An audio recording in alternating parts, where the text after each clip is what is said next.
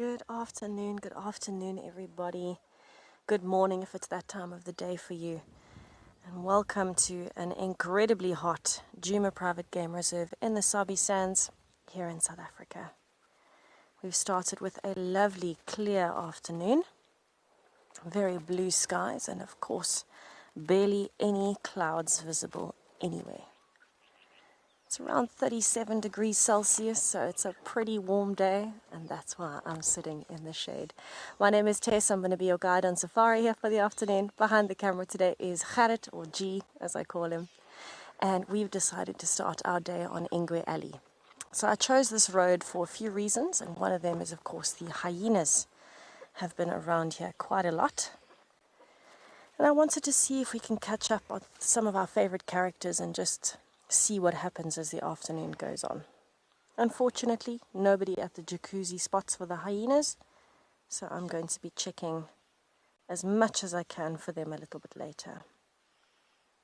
Now, there have been quite a few interesting bird calls here, but it's still so hot that we've not actually seen any birds. We can only hear them. They're not moving very much.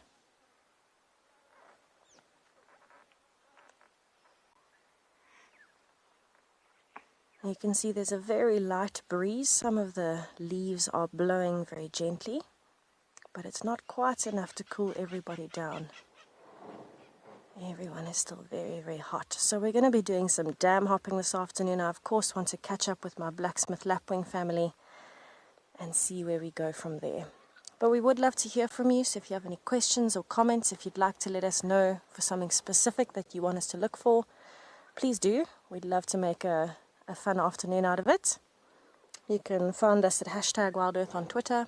If you're under the age of 18, pop us an email on kidsquestions@wildearth.tv, or you can register on the WildEarth website, head over to the channel page and submit your questions there.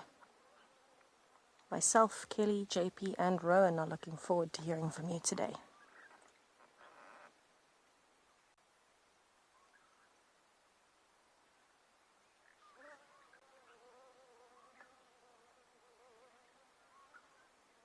I'm not sure if you can hear them. You should be able to, but there's a lot of flies out today, and that's very typical of a very hot day. You'd almost think we're in summer. But speaking of, we're going to carry on with our afternoon to try and find some shade at a dam, and we'll have a look at what the weather is doing for the afternoon.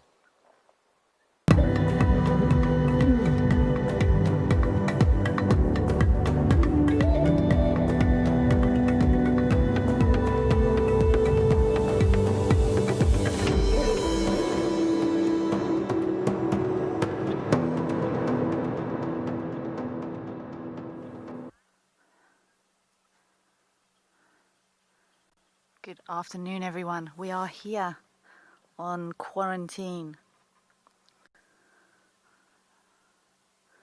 It is a warm one. We were just sitting with this lovely male wildebeest, or gnu, and he was gnu, gnu, gnu. My name's Kelly. I'm going to be your guide this afternoon. And with me, we have the fantastic Craig, who will be with us on Camops. It is indeed a warm one.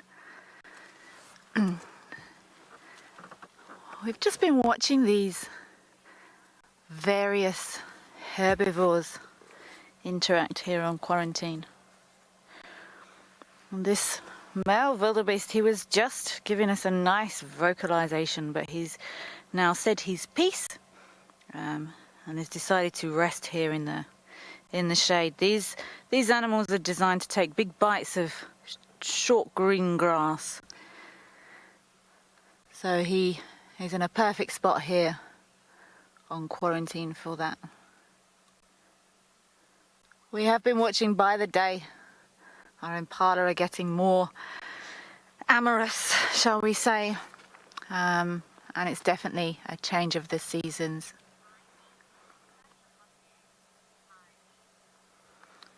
Ivy, yes, it is warm today. Somewhere, my phone says 36 degrees. But I think looking forward, it does look like it's going to break maybe tonight, and I think we're going to maybe get some last hints of rain here. Oh, are we up again, boy? You can't see it nicely in this light, but I used to think wildebeest had sort of crinkle marks on their fur, sort of stripes. It's difficult to see there, he's in the shade, but they're actually markings on his coat. And that very characteristic beard. And these wildebeest, they love to coat their horns in mud. They will rub and scratch and add mud and wear it like a very attractive hat to make them look bigger, more impressive. Oh, hello, boy. This is a lovely spot for these animals. We're very close to the dam. I'm actually going to pop around. Oh, look at that sun on his coat there. You can see his stripes clearly now.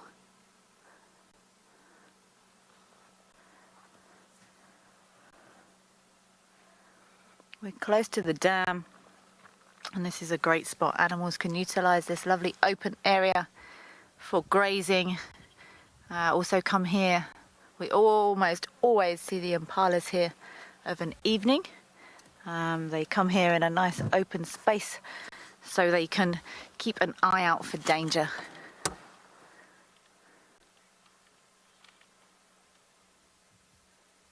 And then they can just as easily nip around to the corner to have a little drink. Okay, I think I'm going to carry on. I do want to go down to the dam. It is hot. We might get some animals drinking there maybe. I'm also keen to follow up, see if we can't work out where Ben's leopard went from this morning. You've got to love the disappearing leopard trick.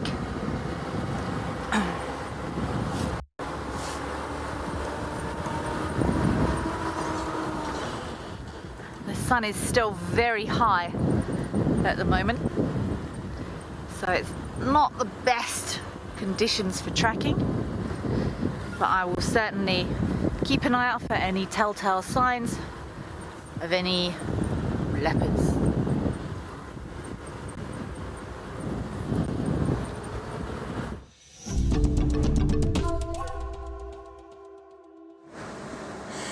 So I am on a very hot Thursday afternoon and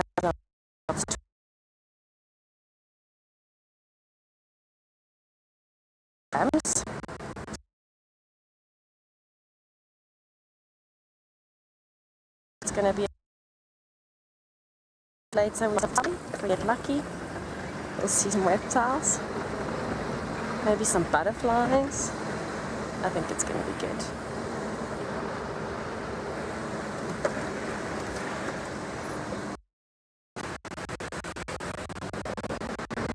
Clouds this year, teeny tiny little clouds, although from tomorrow we are extending the way through to Monday.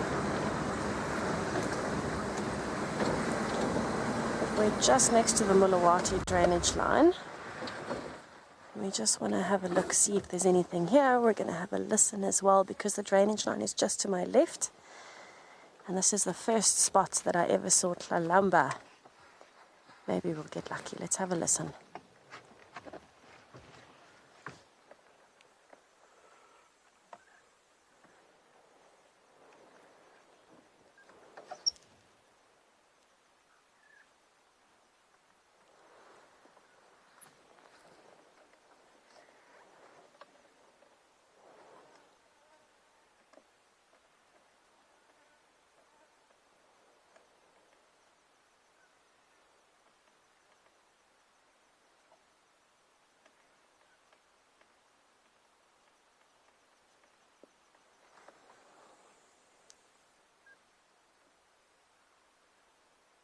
Oh, what I can hear, which I haven't heard properly in a while, is cicadas.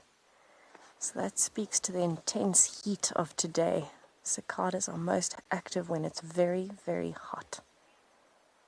And that's a type of insect, one of my favorites. But other than that, I'm hoping for bird calls.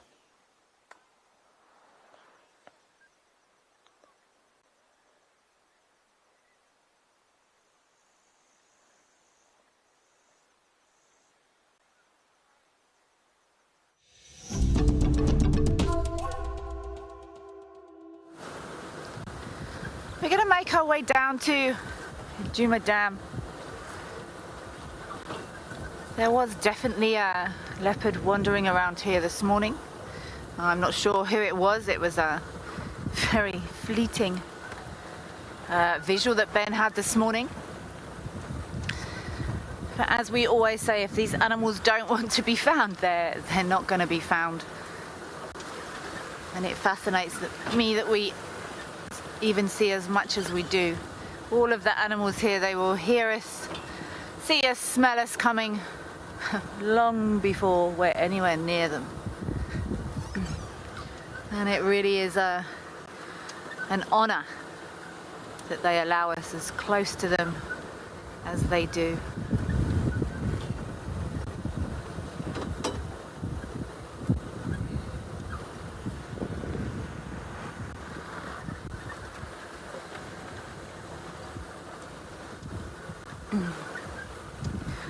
Normally I would be very doubtful that we would see any predator movement at this time of day. It's still very hot. In my past experience, leopards will normally chill in the shade till much later. But since I've been here, I've seen leopards many times, well, not many times, more times than I usually do. Walking this time of day, I bumped into them at 4 o'clock. We had silver eye, walked away from the dam just before noon yesterday. And while it was nowhere near as hot as it is today, also quite unusual that animals would be moving, or those animals would be moving in the middle of the day. So I've learnt to expect the unexpected here at Djuma.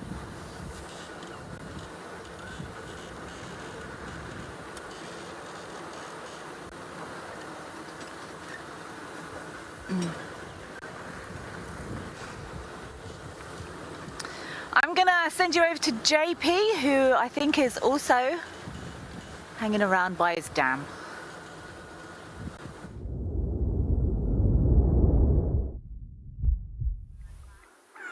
Good afternoon and welcome to Eco Training Pridens. At the moment we're watching a number of impala that's popping over the edge of a dam.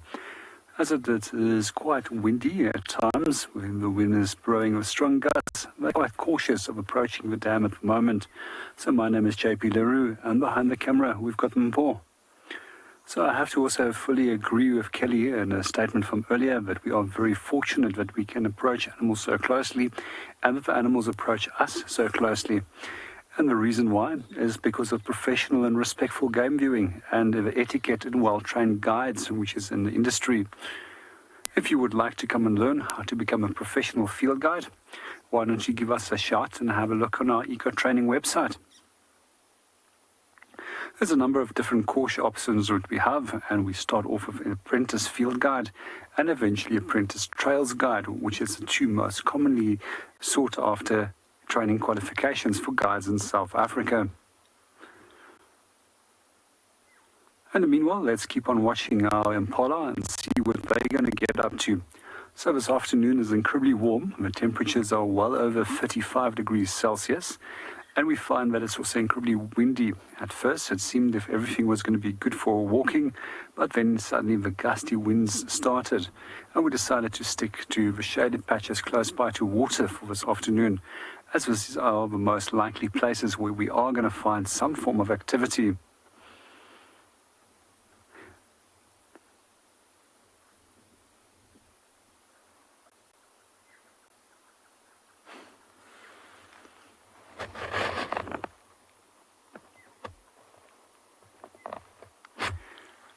As we're watching our impalas, we'll start noticing that they're still steering around to see what's going on, as they're very well aware that these are potentially dangerous places for them to be, as predators will often hang out at waterholes.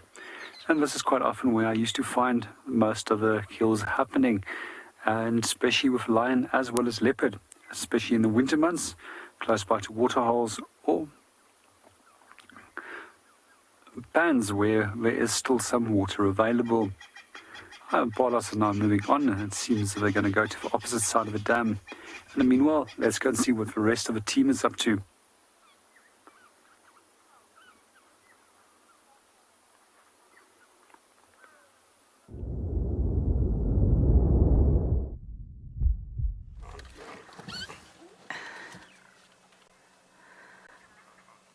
We have just seen a super cool bird of prey fly over here. It nearly landed in the tree in front of us and then changed its mind. But fortunately it has picked one just behind us, so Craig did a great job of getting in there quickly to grab a focus on this bird. Very distinctive features.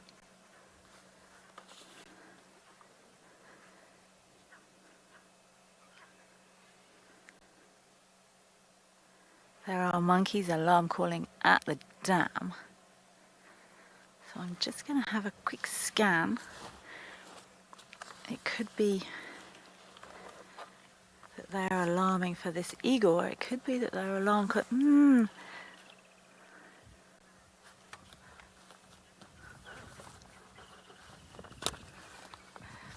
Arabella. I think the smallest bird of prey here is the pygmy falcon. Tiny, tiny little raptor.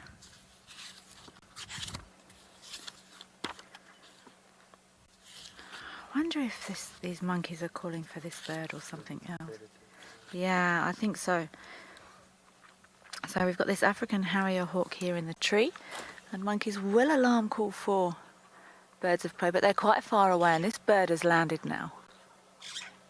So I think there is something walking here at the dam. I'd be very interested if we can get an update from anyone from Dam Cam. I'm going to roll forward a bit and have a good scan at this dam.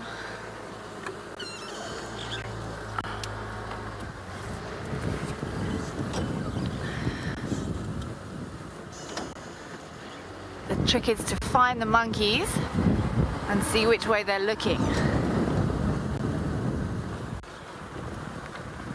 I wonder if old Silver Eye might have wandered back here, not sure.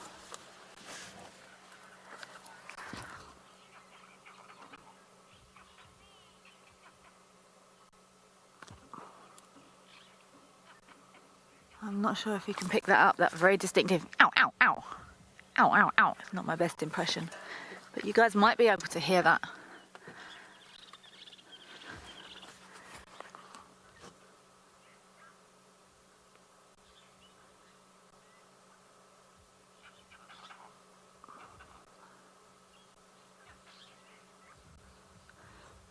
There is an Inyala far in the background, actually inside the fence, who seems pretty relaxed. I can't see the monkeys at the moment. The trick is to find the monkeys and see which direction they're looking. I can hear them, and there's normally one sitting up on the top of something. Oh, I see the monkeys.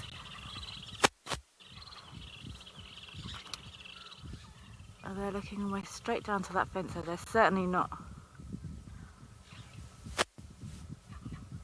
not looking at that bird of prey. I'm definitely going to stay here and keep an eye on this area. Let's cross our fingers.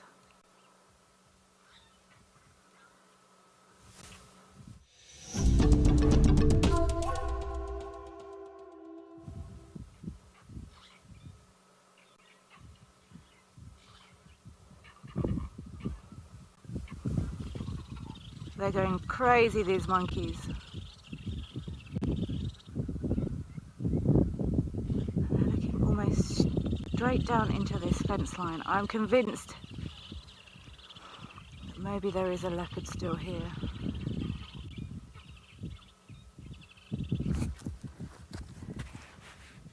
I'm going to have a quick scan with the naked eye. Sometimes I actually pick up movement better with the naked eye, and then when I need to work out what is moving, then I will use binoculars.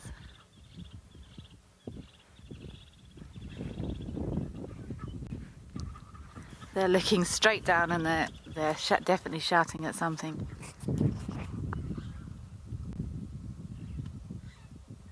Oh, there could be a leopard literally just in those bushes there, and I can't see it.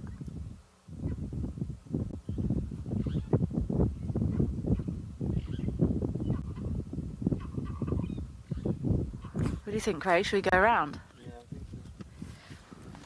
I'm going to loop around the other side, see if we can't pick up any tracks.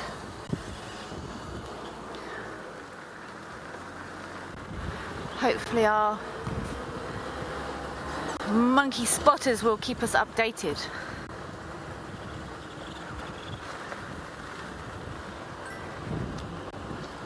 I'm going to have a really quick scan from here just to see if there was no...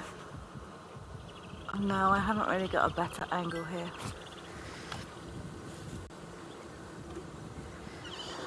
Oops.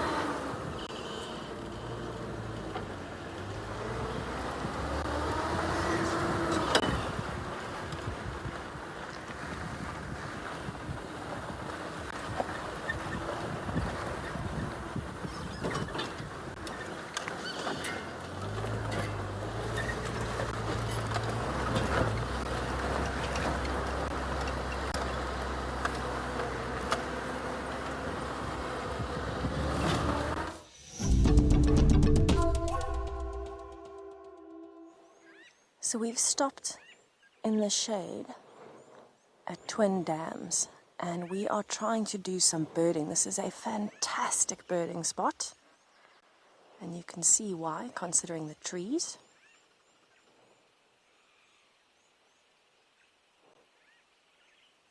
And we can hear birds. We can hear Burchell's starlings and cisticolas and crested barbets, but we can't see a single one.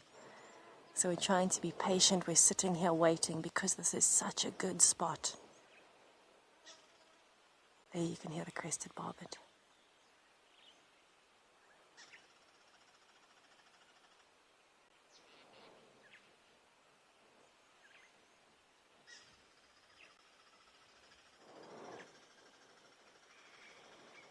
Now this is part of the magic of what birding is about.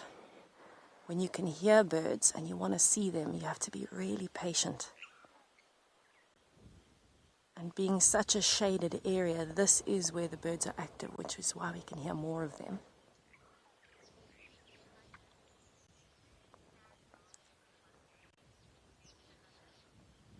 Nature hugger, yes. Birds are more likely to sandbath on a hot day than a cold or wet day. And that's because the sand not only cleans the parasites from their feathers, but can give a little bit of a dust coat to help reflect some of the sunlight and protect their bodies from overheating. They will do it on cool days as well, just for pest control, and I think it looks like fun. It looks like they enjoy themselves. But they won't do it if they know that there's rain coming, because can you imagine if you've weighed yourself down with dust and then you get wet? That will all get stuck to your feathers and you won't be able to fly if you were a crested barbet, for example, or an oxpecker. But on a day like today, it's perfect. Also because there's less moisture in the air, the dust is more loose, so it makes it a bit easier for them. Where is that crested barbet?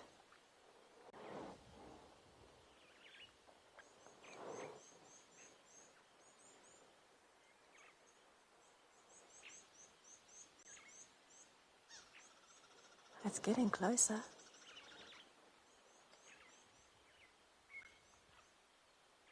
I even heard a little glimpse of an African grey hornbill just now, but I also can't see that.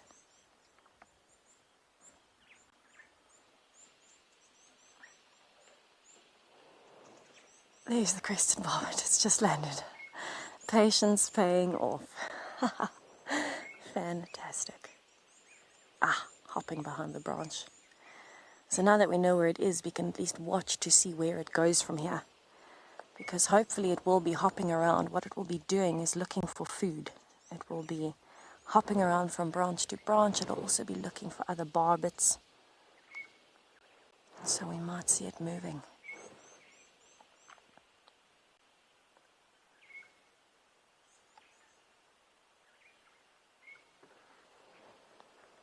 It's not quite the right season anymore for it to be eating things like nectar because we are going into winter.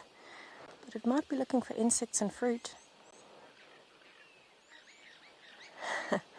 Bird watcher, all in the name. I love it. Yes, birding requires a lot of patience, but it's so worth it.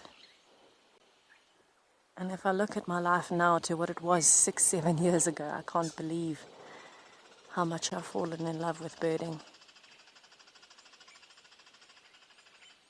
Oh, listen to that brilliant call.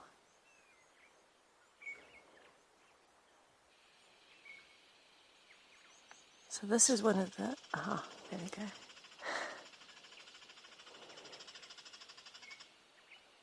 This is one of the less consistent crested barbets I've heard in a while.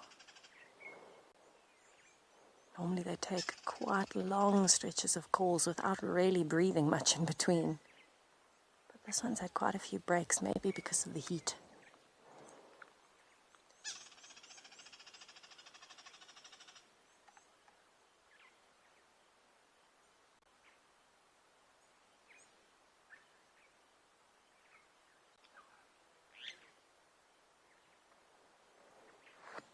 I wonder if this one has a partner.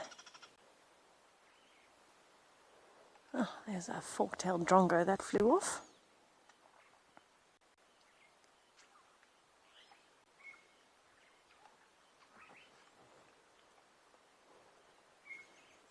So I know Ben was touching on this. I think it was this morning actually, it may have been yesterday. Hello, Barbet.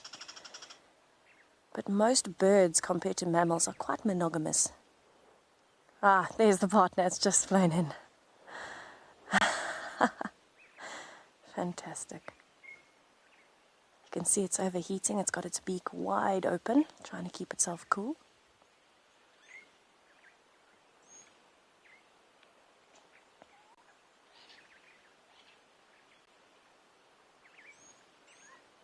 Cleaning its beak briefly there.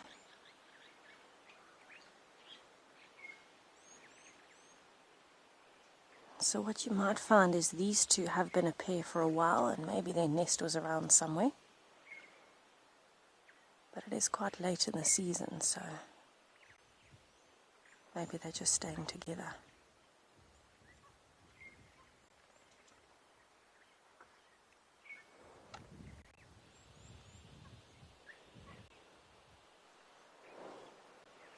So it looks like they've gone to the other side of the dam. But that was worth the patience, having them both come down, and we could at least have a nice clear view. Based on the amount of bird calls we hear next to the Mulawati drainage line, I'm sure there are many more birds around. We can certainly hear them, but we're trying to spot them.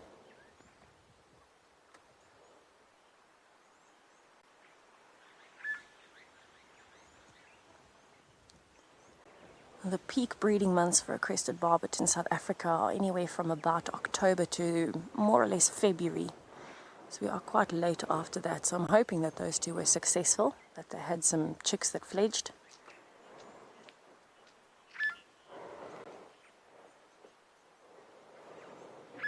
But certainly doesn't look like there's anyone tagging along with them. I'm going to stay here for a bit though and see if we can do some more birding. Maybe we'll get lucky.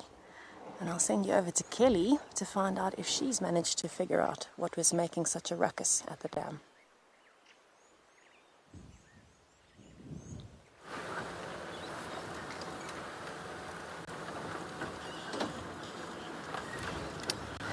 Kelly does not know what the ruckus was about as yet. I popped around the back of the dam. It was exactly where Ben lost his leopard this morning, seconds before the show started. Oh, there's the other pair of that. I am gonna drive along the road that the camera's on.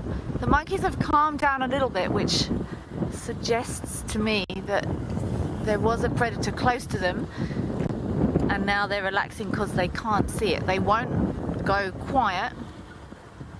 They won't go, oh, okay, that's a leopard, that's fine, let's just get over it. They'll normally keep going. So it tells me that they saw something, and whatever they saw is now somewhere else. So I'm going to try and get a slightly different angle on things.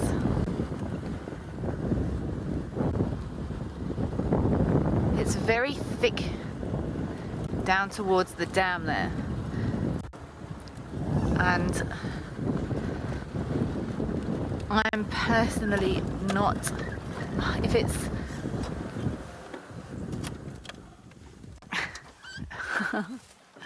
Brandy, let's do it. We can indeed find them. We will certainly give it a good try.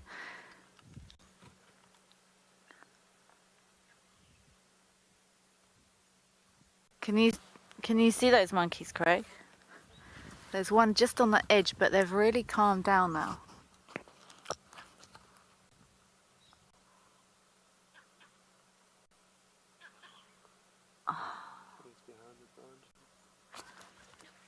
Do you want me to?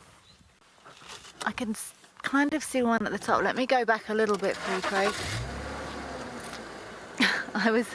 These monkeys are often pretty reliable. I actually had an instance a couple of years ago, and I was working at a lodge and I heard monkeys alarm calling, and it's almost impossible for us, if we hear monkeys alarm calling, it can be the middle of the night, or we can be in the middle of anything, and it's almost ingrained in us that we have to go and have a look. Same with roaring lions. Almost impossible for us to not go and go, oh, it's roaring lions, where are they coming from? And so I walked into the car park, and there was a minibus transfer company with a leopard painted on the side of the minibus, and the monkeys were going crazy at it. So this one at the bottom of the tree isn't too phased.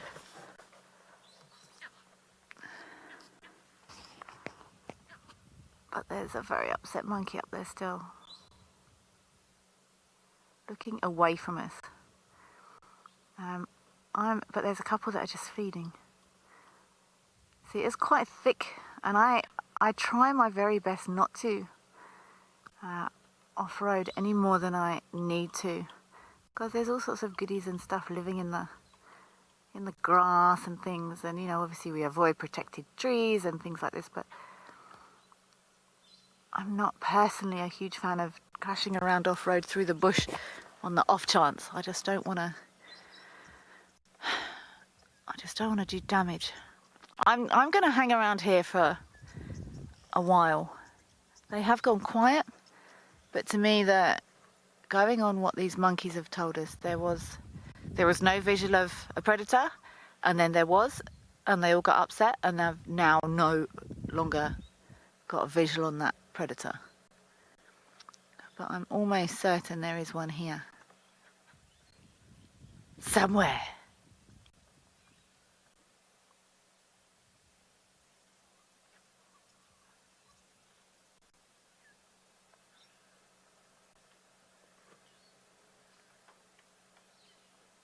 Where are you, leopard?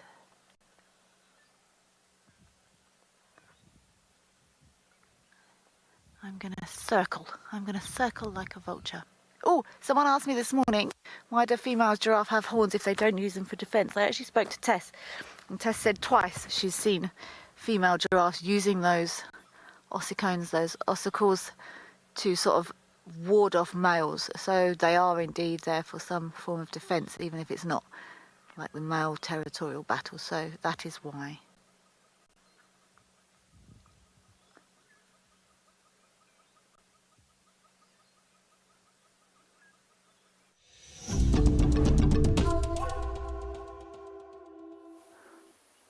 Good afternoon and welcome back to Eco Training Pridelands. At the moment we are looking at a small group of common impala, which is one of the subspecies of impalas which we do find in southern Africa.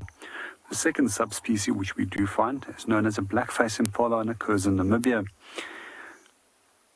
There's a few of the interesting things that we do see with impalas is that they got a number of unique characteristics, and some of those unique characteristics is some of the glands on the back part of the foot, which is known as a metatarsal gland.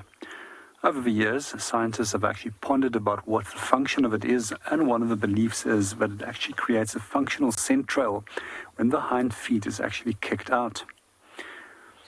And that allows the animals to regroup very rapidly if they are pursued by a predator. Their first response will normally be to scatter and then immediately to regroup. As you'll notice, that there's a large number of females in this group, and there's also one or two young males which we will find among them. In general, we find that these young males will also be pushed off very soon. we see that there's a big change in the social structure of impalas at the moment.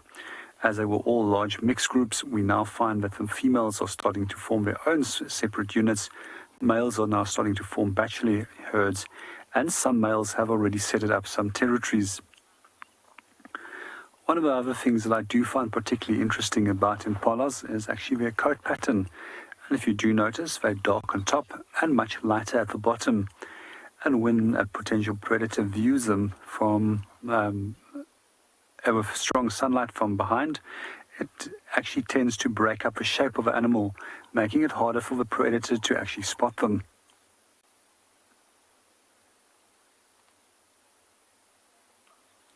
Let's watch our impalas and just listen to all the beautiful sounds of the different birds in the background.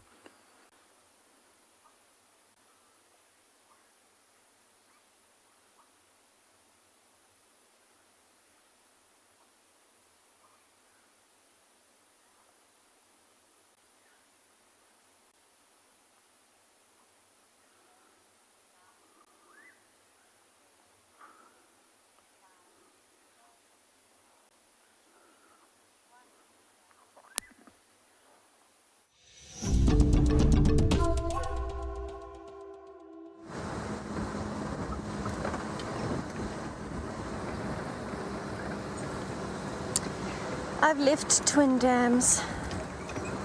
We weren't as lucky as we thought we would be with the birds, but that's okay. We heard some beautiful birds, and we at least got to see the pair of crested barbets. So now I want to go and catch up with the lapwing family. I'm heading towards Treehouse Dam. Decided to check a little piece of the boundary because we often find leopard tracks here, but no such luck. That's okay though.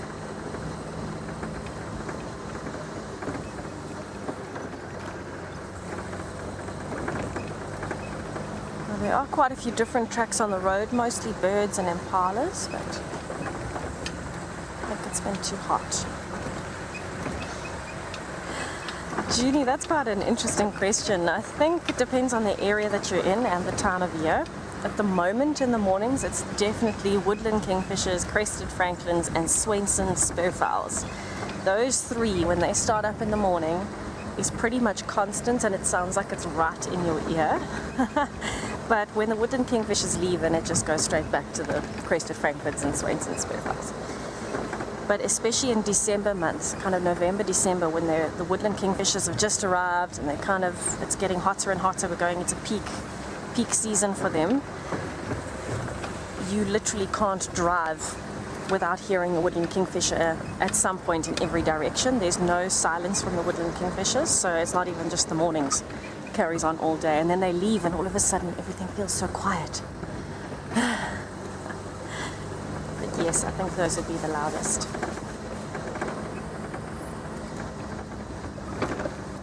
Oh yes, JP is in on the game. Fantastic. It sounds like JP's doing some birding as well. So I'm going to go and check on the lapwing family and I'll send you to him.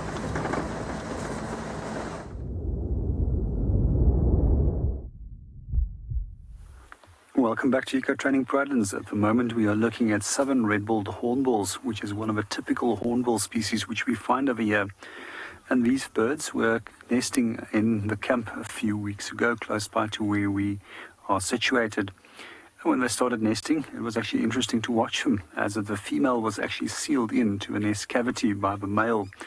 She then lost all the feathers on the inside of that nest and used the feathers to actually insulate the nest.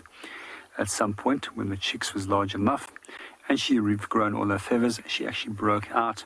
We then found that the chicks actually resealed the nest. Eventually they broke the nest open again by the time that they were ready to start being fledged. They then practiced their wings to make sure that they're strong enough to fly, and by the time that they could start flying, they started making their way down towards the ground. And we often find them now that they will follow the parents still, as if they can't feed themselves successfully yet. Although this afternoon I've seen there's a lot of success from our youngster. He's been able to catch quite a few insects. But in general, over the last few days, I generally spotted him as that he would approach the adults, as that they would actually catch something. One of the strange behaviors which he would do is almost like a screeching-like sound, as well as moving the tail from side to side and shivering the tips of the wings when they do that catch something.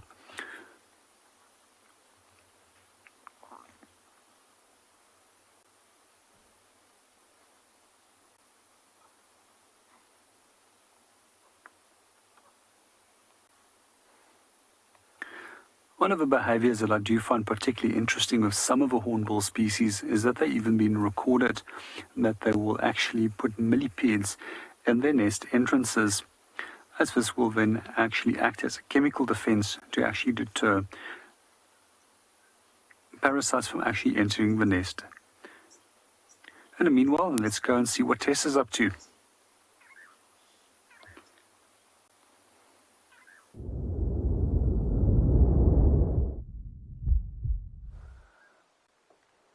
I have indeed found the little lapwing family, and it makes me so happy to report, like Ben did this morning, that all three are alive and well. Now, the reason we're quite surprised by this is because lapwings don't have a very high success rate, because they're ground nesting birds. So there's a lot of different things that'll take a chick. And so it's really exciting when we see all three here. It looks like they're spread out and they're really starting to enjoy the water.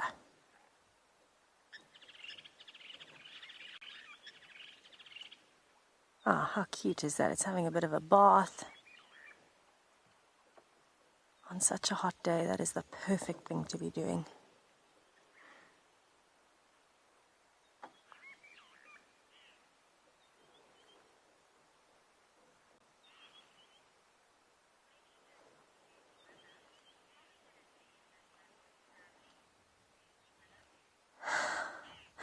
Susie Miller, I don't know if we're going to name the lapwing family. Normally we don't really name birds, although we did name Mr. and Mrs. Wig, I suppose.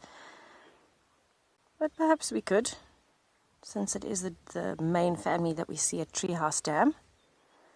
We could explore some names. If you have any ideas, send them through and we'll discuss it on the side and see if we can name the family.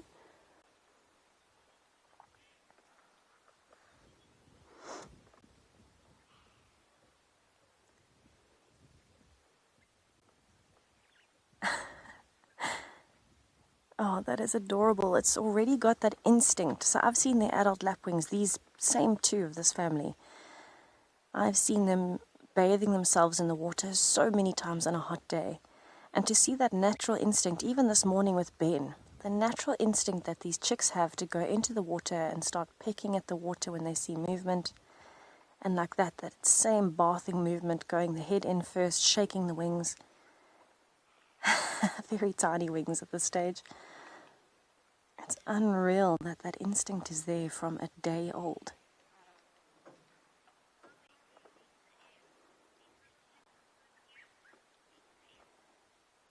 Lisa M., I agree. I think these might be the cutest babies I've seen on Juma, maybe other than some of the leopard cubs.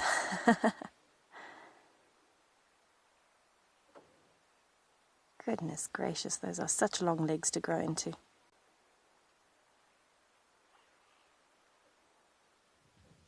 Now, it's very impressive that they don't lose their balance more, considering how old they are. Because they definitely weren't here the day before yesterday, so they're about a day and a half to 2 days old. And with long legs like that, you'd think they'd be tripping over their own feet a lot like I do. Goodness gracious, I'm in my late 20s and I trip more than they do.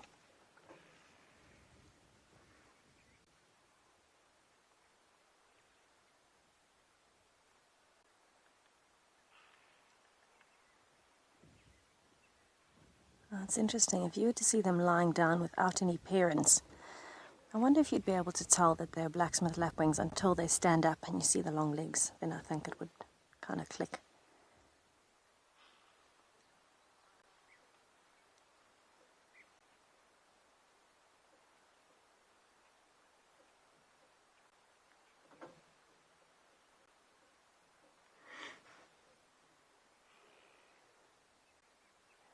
Oh, it's quite strange. The adults as soon as we got here, because we're not on the opposite bank, we're now on the same bank as the little chicks, which we haven't done before. So we're getting a bit closer today. The adults straight away started chirping to get the chicks to come closer.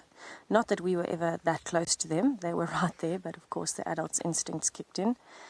And a Birchall starling has just tried to land on the bank and got chased away at speed by one of the adults. A Birchall starling isn't even a threat to a chick. It just shows the nature of blacksmith lapwings. It's why they're a lot of people's favorite birds, because they're so openly aggressive when they need to be.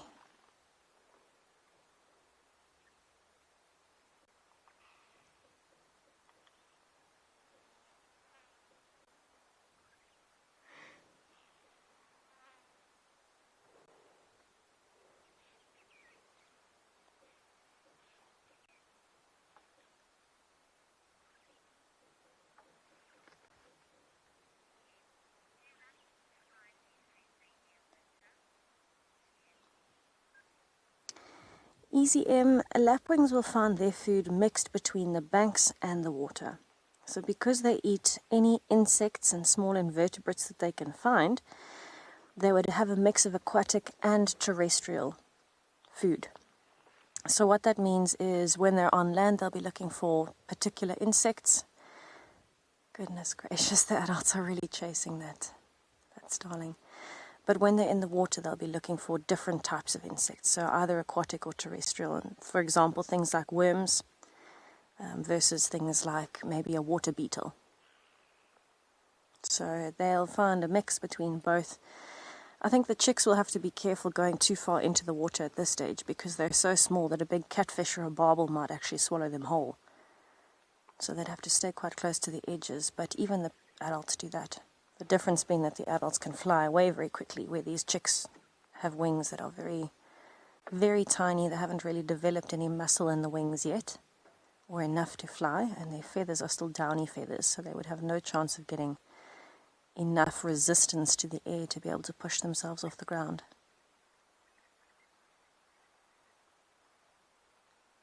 But they've spent most of their time on the bank while we've been here, not in the water.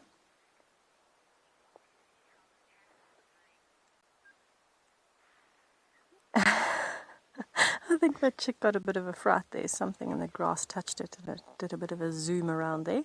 But we're going to stay and see what our little family gets up to. It's quite a lot of antics happening. I'm going to send you to Kelly in the meantime while we watch and wait to see if she's had any luck with her tracking.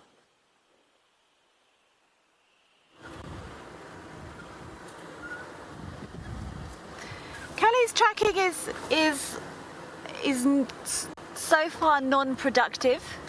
I'm 98% sure there's a leopard down there in that drainage around the back of the dam, but at the back of the camp there. I've just checked Galago Pan with no sign, so what I'm going to do is go back to the access road, check to see if we've got no information there, and then I'm going to go back around the way I came, and then I might carry on and then come back to this area a bit later. We've learnt now, if this is Talumba walking here, she picks and chooses when she's going to be found, and she just walks circles around you. Several times I've heard she's been tracked, and then there's her tracks over your tracks, and it's almost like she sits in the bush and just watches you drive past. So I'm going to go up to the access and then turn around, go back, and then maybe carry on to Boffles Hook Dam. I believe Tess was asking for suggestions of names for those little lapwing chicks. I actually thought that when I was there the other day, and my first thought was Huey, Dewey and Louie. But I didn't mention anything because what normally happens is whoever finds something first gets to get involved or more involved in their life, and I do know it was Tessa that found those gorgeous little babies. So if I'm allowed a suggestion, that would be mine. But it's going to be quite difficult to identify who is Huey, who is Huey, Who is Dewey and who is Louie? That's not easy to say.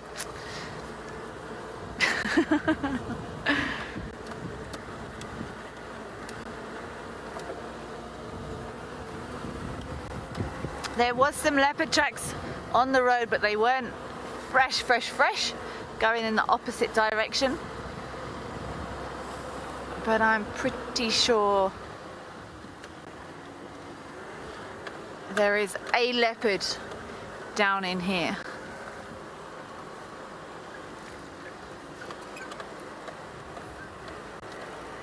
Nadia, absolutely. I agree 100%. She is watching us exactly the same as we watch her. They all do. All these animals do. They, you know, like I said, if they don't want to be found, they can. I've lost leopards. They can be same as Ben did this morning. They can be sitting in the road. They bounce twice. You never see them again. And while it's quite frustrating, it's exciting. It's and it just makes it. Oh, sorry, bird. It just makes it so special when you do. Oh, look, there's hornbills in the road, and they're panting hard. They look like yellow-billed hornbills up in front there. Let's just check. Yeah, these are yellow-billed hornbills. And this one closer to the middle of the road has got his beak open. I love how they walk.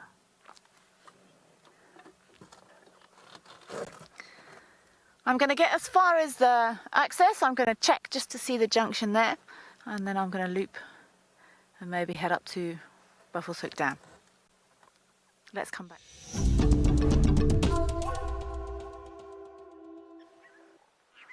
So we are still just enjoying the antics of the little blacksmith lapwing family. And it looks like this chick is venturing very far from the rest of the family. So we just want to watch and see what happens. We can see a terrapin's head bobbing up and down in the water behind it. And as much as you might not think it, a terrapin is actually a threat to a blacksmith lapwing chick. So I wouldn't be surprised if the adults come and fetch it just now, but we just want to watch and see what happens and listen in case the adults start chirping to get this chick to come back. It's basically at the dam wall and the adults are almost halfway up the dam with the other two chicks.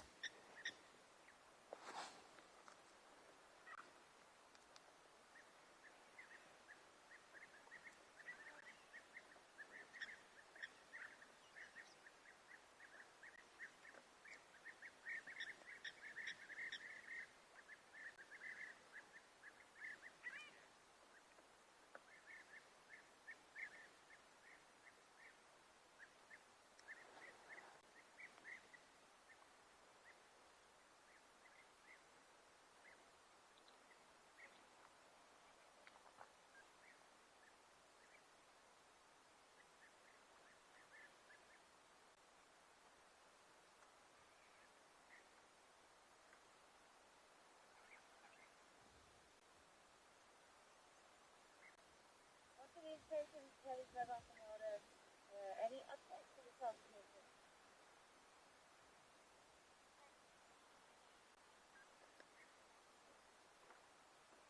Well, the only sounds that I've heard are European bee-eaters that seem to be calling. But maybe this is going to be the bravest of the three chicks, venturing so far on its own at 2 days old. Very impressive.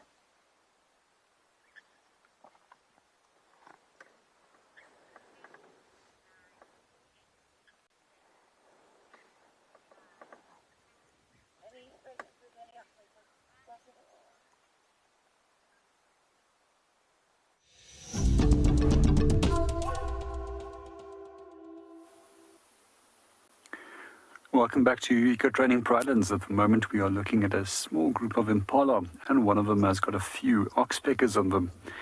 And these birds, they do the animal a favor by actually removing ticks on their coats.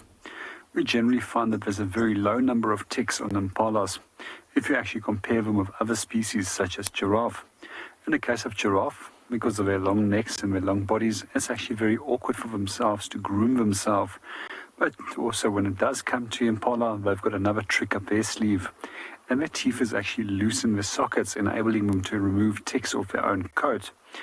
We also will find that they're quite often being groomed by other individuals in the group too. And this all contributes to that success in terms of low numbers of ticks. And ticks is never a great thing to have on you, as they've got the potential of spreading disease. And one of those diseases that we can get as humans is tick bite fever. And it's not every tick that actually will create that disease in humans. It's only ticks that's been infected with a specific type of bacteria. And it's a bacteria that then will make us ill.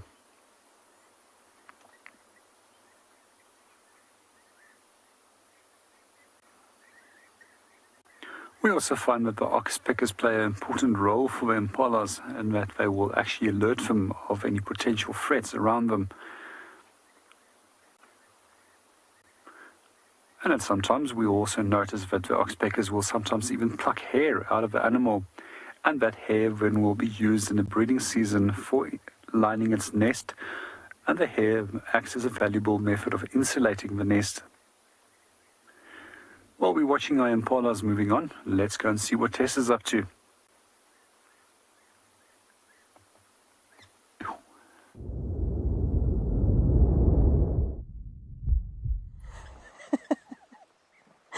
We've had to roll ourselves a little bit forward, so we're just repositioning the camera quickly because the adults took off towards the edge of the dam there. You can see it disappearing behind the bushes. They moved rather quickly. And we're trying to work out where the other two chicks are, if they're following behind. So we're scanning very slowly along the edge of the dam.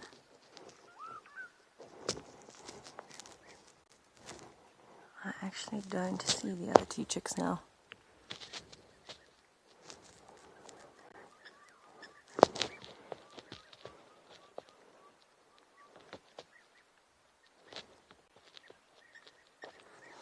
In an interesting turn of events, we seem to have one very brave little chick, which is just here next to the dam wall, so it's quite a distance away from the rest of the family. I don't think it has noticed yet that it's that far away, but look at that, it's right next to the dam wall, and the adults are starting to kind of chirp away in the background a bit. But this one is being stalked by a terrapin currently.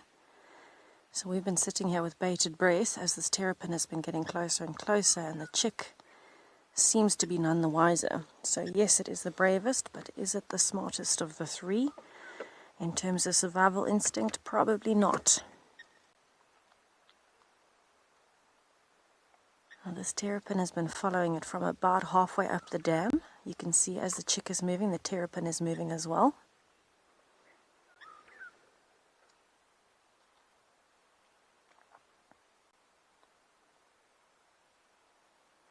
And terrapins do eat meat.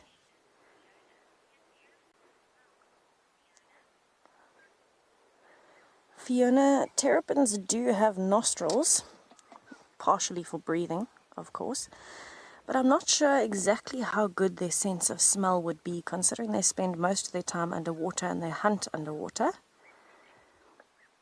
But I'm not sure how you could quantify it and compare it to something, like the more familiar predators that we have.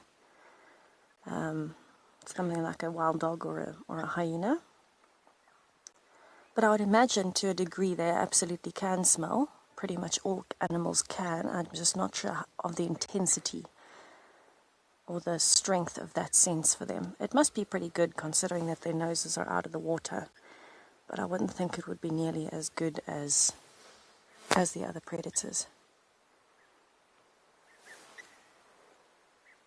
I'll definitely try and find out for you though, Fiona. That's quite an interesting question, keeping me on my toes.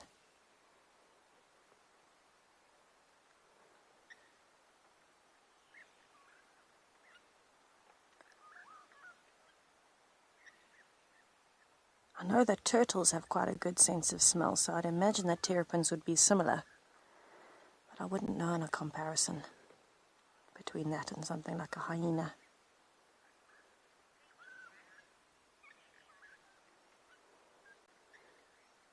So we're going to keep watching to see what happens. The chick does seem to be venturing closer towards the family again, but the terrapin is following behind, so we'll keep you updated. While we wait to see what happens, I'll send you to Kelly on a bumble.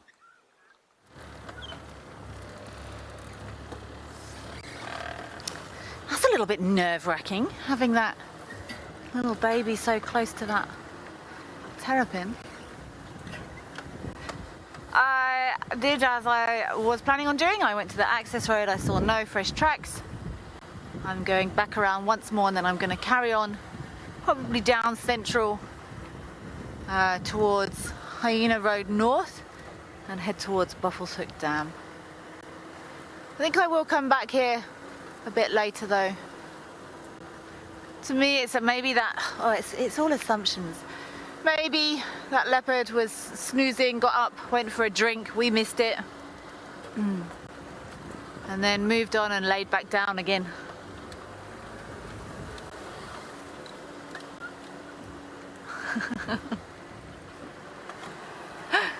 Arabella, porcupine update.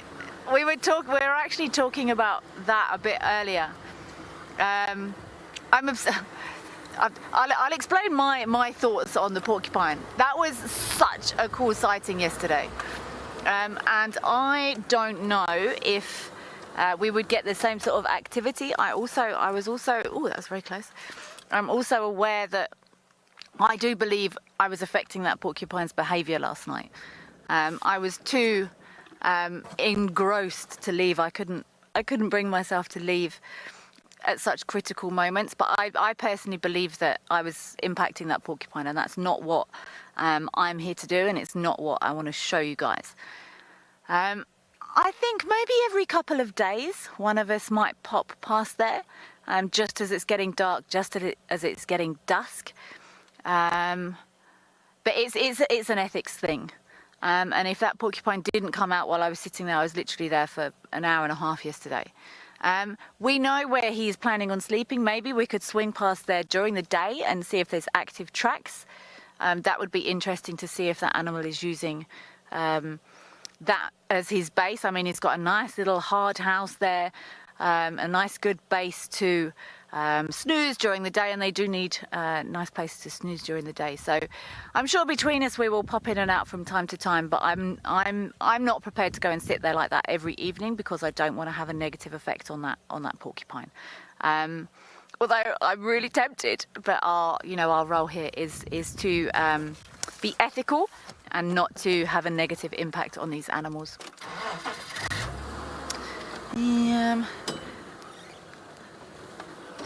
But yeah, Arabella, I feel you. I'm really torn to go back there. I've got it's a bit smoky. That's my favourite sighting I've had for a long time. And someone actually, I didn't manage to capture it. I got one sort of very shaky image off my monitor that I took with my phone because I was trying so hard not to move. But that shot of that porcupine taking up that horn like that, made me very happy.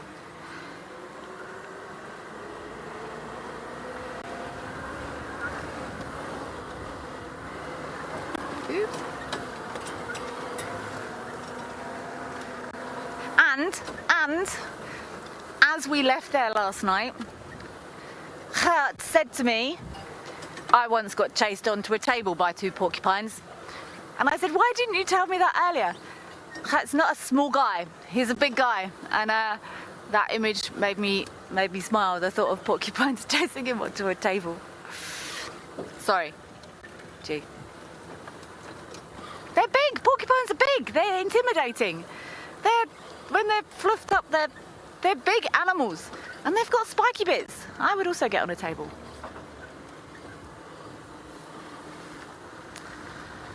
Well, our monkeys are silent. Yeah, I think I'm going to carry on. Do a couple of loops. I've had a couple of nice strokes of luck around Buffles Hook Dam before. So I might go and have another try there.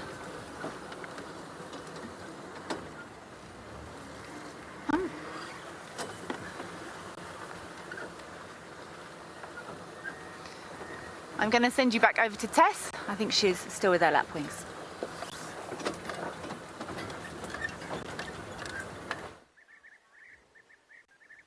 We seem to have averted the crisis for today, or for now anyway.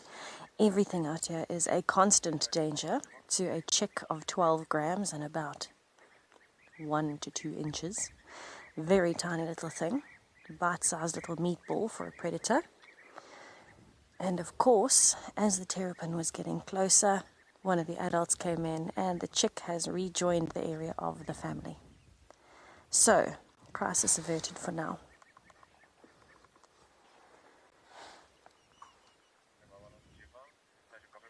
I'm just going to quickly chat on the radio. Go ahead. Hey, how's that you? A firm. Somebody wanting to know if we have any updates. What's happening here? Good afternoon. No updates so far. I think there was word of possibly a leopard close to Gowrie Dam, south of the dam wall, but I think it's just tracks so far.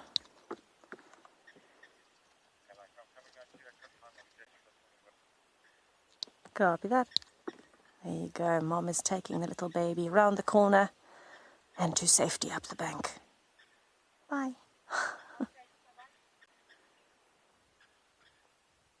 So you can see they're going behind the logs. So they are behind some bushes, which is why you can't see so clearly. But now that they're moving off, it's a good time for them to be keeping safe in the heat of the day. It does kind of seem like the adults are wanting everyone together, and it makes sense to have them close to a big log like that as well. It's a lot of good cover for them to find some lunch, but stay safe at the same time. I don't think either of the adults really noticed that there was a terrapin following the chick. I think they just noticed they were missing one and went looking for it. But I don't think they realized how crucial that timing was, because the terrapin literally followed the chick all the way to the dam wall and then all the way back again until the adult got there. Every time the chick changed direction, so did the terrapin, and it got closer and closer to the bank. There's the terrapin again, still following, looking for some snacks.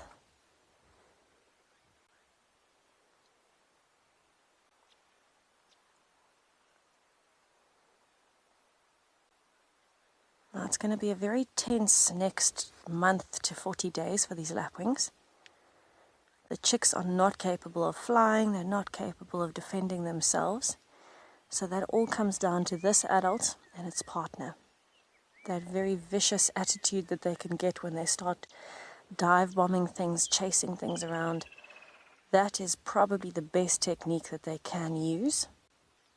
And it might be the only thing that keeps those chicks safe for the next while. So let's hope that they are successful with this little flock.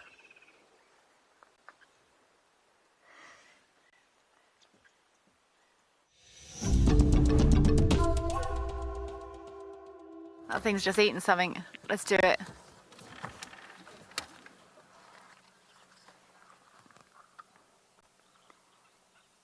We were just cruising down. Oh, look, this hornbill's got a...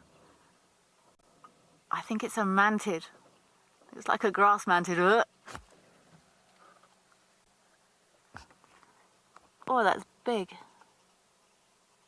Yeah, that insect's not going to make it. And look how these other two hornbills are begging. Can I have some? Nope. This is actually really cool watching these birds do this. Look how it's got it in its beak. Chew, chew, chew, flick, flick, flick. Doesn't want the wings. Doesn't want the legs.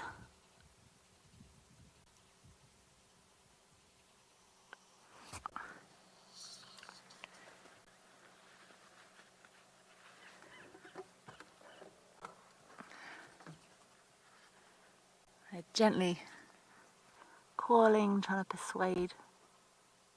So this time of year we see lots of... There's still youngsters that we're seeing. But they're getting fairly adult plumage now, so Looking with size with my eyes. That one that's got it now does look a little bit smaller. Okay, the other two have given up.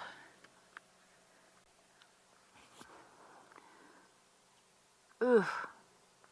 I was just going to swallow that whole. Oh, no, no, no, no. Is it coming back? No, that's not coming back. That's gone. Okay, well, that was interesting. Struggling to swallow there.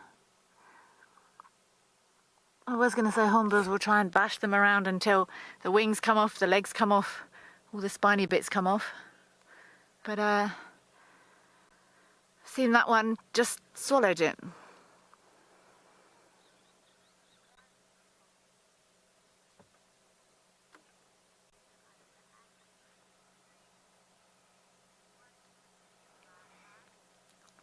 This hornbill just had a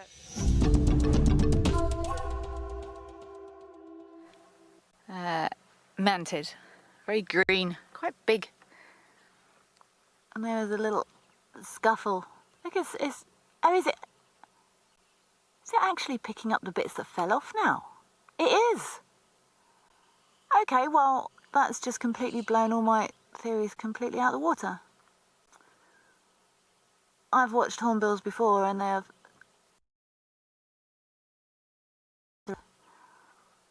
to get the wings and wing casings and legs and stuff off, and this red-billed hornbill in front of me just smashed this manted a little bit, swallowed it pretty much whole, and it's just picked up a... Oh cool! This little dwarf monkey's just ran across. And it's just picked up a leg that it dropped and ate it. So, okay, maybe they do want every part of those kills that they make. There's on this marula over here, Craig, at the bottom, there's a tiny little dwarf mongoose just at the base of that marula, sitting with its nose out. That's it, just on that little stick there in the shade. Hello. You're going to cross the road. Your buddy just went across the road.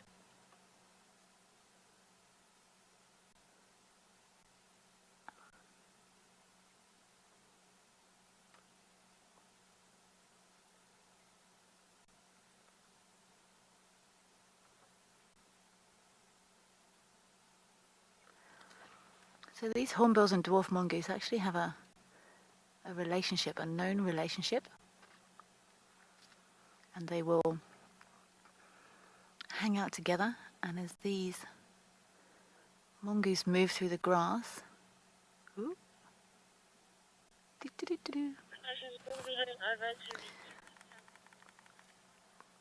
nice work, Craig. As they move through the grass, if insects fly up, the hornbills will swipe them, and maybe that's exactly what happened with this grass manted. Very nice to see this little relationship in action. I'm going to send you across to JP now, who's over there in Pridelands.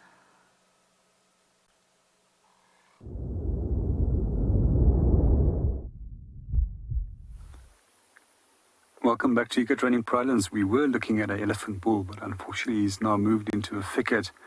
I'm going to rather stay here instead of trying to follow him. One of the things that we do find is if they do move off and they move into areas where the terrain is quite rough to follow, it's rather best to leave them. We know that we're always going to find another elephant at some point out there.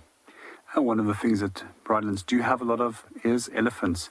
And especially when it starts warming up in the mornings, they love to go to those main dams. And we also normally find that they spend most of the day there up to the later part of the afternoon. I've even heard them at night swimming inside the dam. And once I was actually quite lucky to find them on a full moon night busy swimming.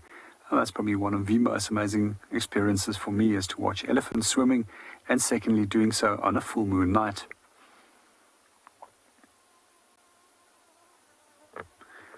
When we watch elephants, they almost always seem busy, either busy feeding or busy moving somewhere. And if you are an elephant, you unfortunately have to do a lot of moving and a lot of eating. As you've got a very ineffective digestive system, Combined with your incredibly large size, you have to fuel yourself with as much food as you can, and we find that they can feed up to some 21 hours of a day, and some of the bigger bulls can consume up to some 300 kilograms of food. And when it does come to the different species of plants which they utilize, it's reckoned that they almost utilize some 150 different plant species within certain areas. And they're also not too picky about which parts of the plants that they take, but we see at certain parts of this, in different parts of the year, throughout the different seasons, they will select certain parts of that plant. Now, they go for a lot of grasses. We also find that they will take leaves, and in certain times of the year, they go for seeds. And then they will also go for roots in the drier seasons, as the roots also have some nutrition as well as a large amount of moisture inside it. Good afternoon, Rent, and welcome to the show. And yes, they can actually move very quickly, and they can also move very quietly. And if you wondered what an elephant's speed is, they can just do over 40 kilometers per hour. And what I find even more amazing is to watch them sometimes where they can go. Over the years, there was a number of different areas where I guided, which was incredibly mountainous, and they would actually go up into the mountains, into areas where I would actually battle to climb up. And they will make their way up there, especially in winter when there's an insufficient amount of food on the plains areas, and then they rather go and seek food at the areas which has been less actually touched. While we're watching our elephant busy cooling itself by flapping its ears, let's go and see what Kelly is up to.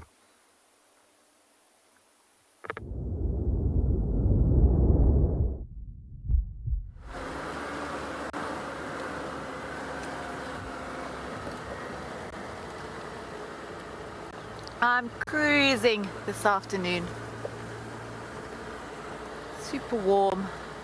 It's just nice to take your time. I actually just said to Craig, it feels like we see lots of really cool behaviors here, interactions between different species, like that little section with those little dwarf mongoose and the hornbills. We actually watched the whole story, and it's very, very cool. And I feel like we see a lot of it here because we take our time. Well, I take my time anyway, and we stop and we look and we wait. It's not like we're rushing to get anywhere. And it really does go to show that if you take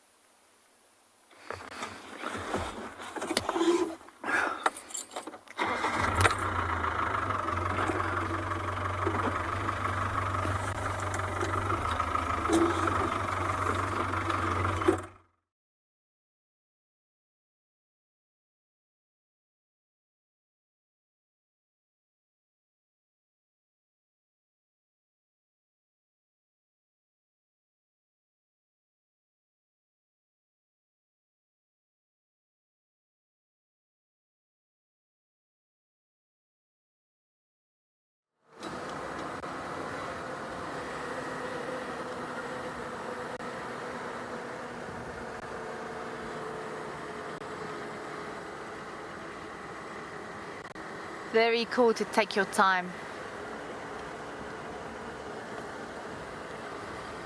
and see what the bush can offer.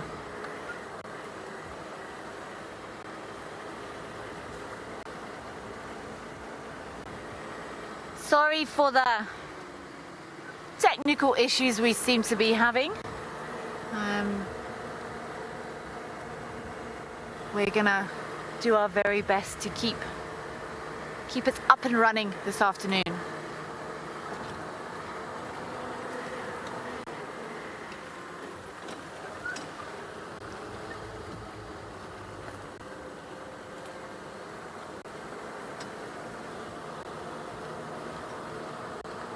I'm going to take a loop around Hyena Road North. I haven't actually been into the east for a little while, so maybe I'll go to Buffelshoek Dam and try and pick my way back down south through the eastern section of the property.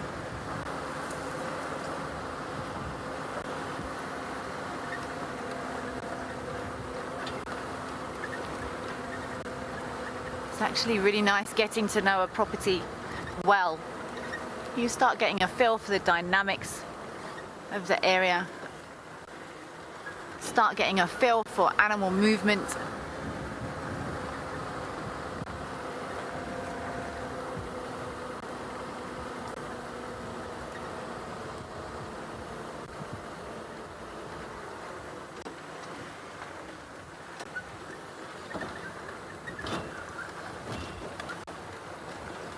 I know there is a little hole down here that we've seen elephants in a few times, this little drainage line. Oh, hello, little Natal spurfowl on the road. Are you going to stay on the road for us?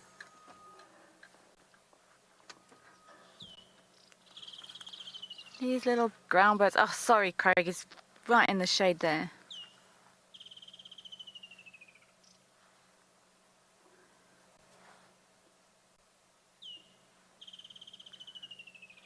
Walking down the road. They don't like to move into this grass suddenly without checking to know what's in there.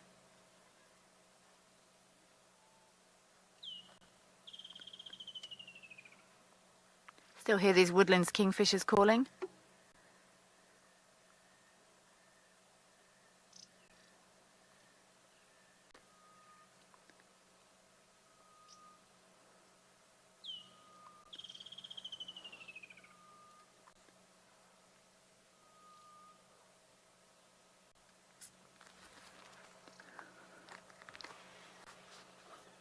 I'm going to carry on.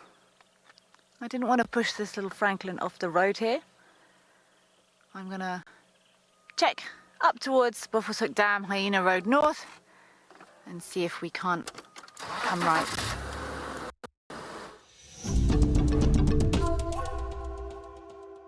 And welcome back to Eco Training Pridelands. We spent quite a bit of time at Ndlovu Dam. We are hoping for some elephants to actually pop in. We did get lucky with some elephants while we were out and about driving. We're now making our way to our next dam to go and see what's happening over there. But first, I want to just go and look at an area which we didn't cover this morning, and I hope to find some tracks of an Ngati breakaway pride. And that's a small group of lions which consist of 2 females as well as 4 sub-adults.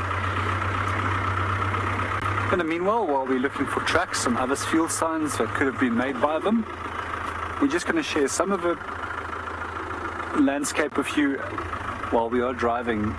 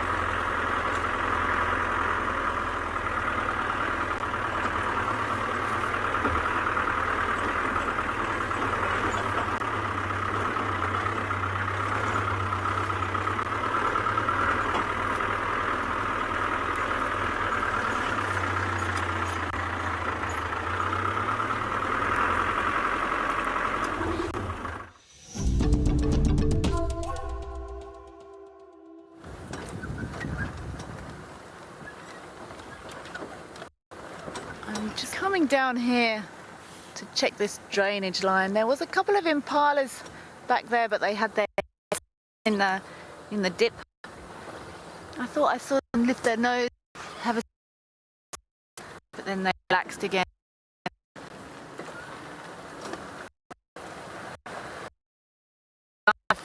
In these on these super hot days, these hot afternoons. I've watched animals before, they will sort of scuff with their feet to make a nice little cool patch in the sand. Hyenas love to do it. I've watched leopard do it.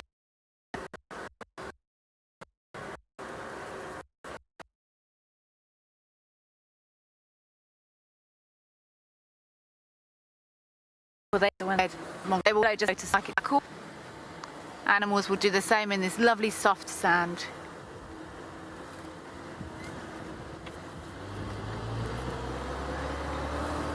Well, there's been lots of elephant activity here. I'm just going to hop up to the top of this drainage line. We just went through a little dip there. Sorry if I lost you for a minute. I'm not sure the last time anyone drove these roads, so I'm going to check carefully for any signs of tracks, any drag marks. That would be very nice. A very, I say simple, not really simple, a good way to try and find leopard.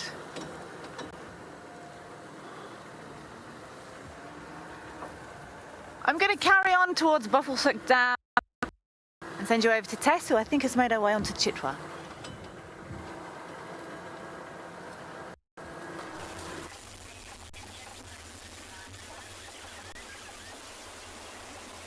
It is a damn hopping kind of day, and very successful it seems. We've just arrived at Chitwa Dam. We found ourselves in a nice shady spot on the road.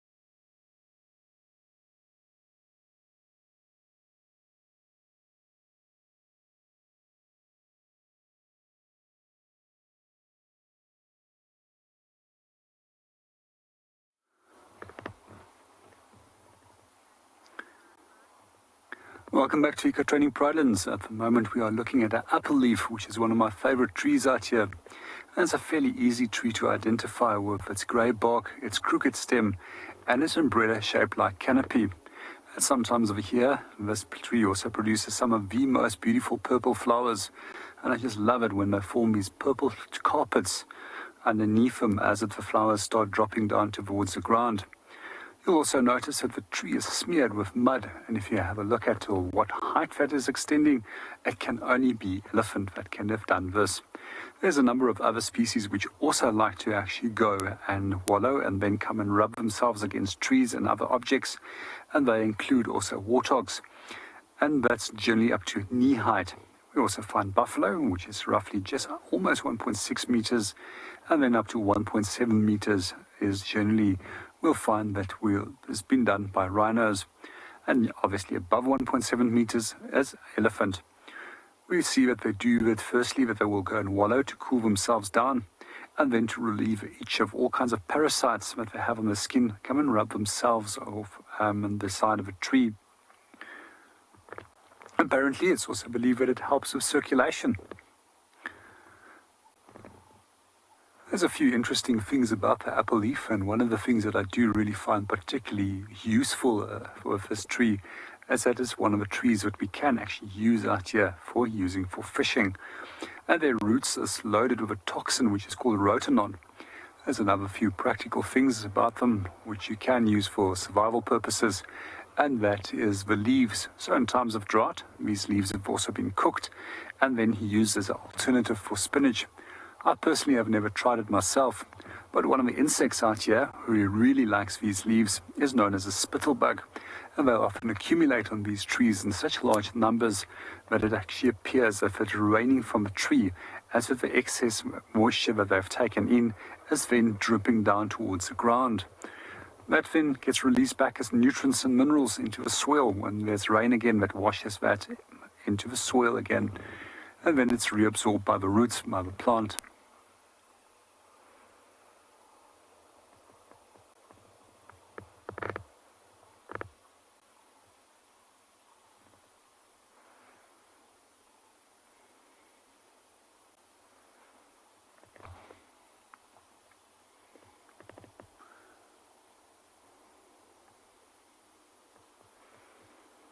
If you ever do go to for a safari in Botswana, one of the safaris that you must definitely partake in is a Makoro safari. And for those of you that are not familiar with Makoros, they actually dug out canoes. And this is one of the tree species which is often used for the purpose of making Makoros, as well as poles for Makoros, and that the poler can push them through the shallow waters. For me, the Okavango Delta is also one of the most beautiful places to go and visit. And the species diversity of birds as well as animals is pretty amazing, with a number of animal species which we won't find where we are now, and one of those are Sitatunga and Lechwe. And meanwhile, while you're going to start moving off, let's go and see what Kelly is doing.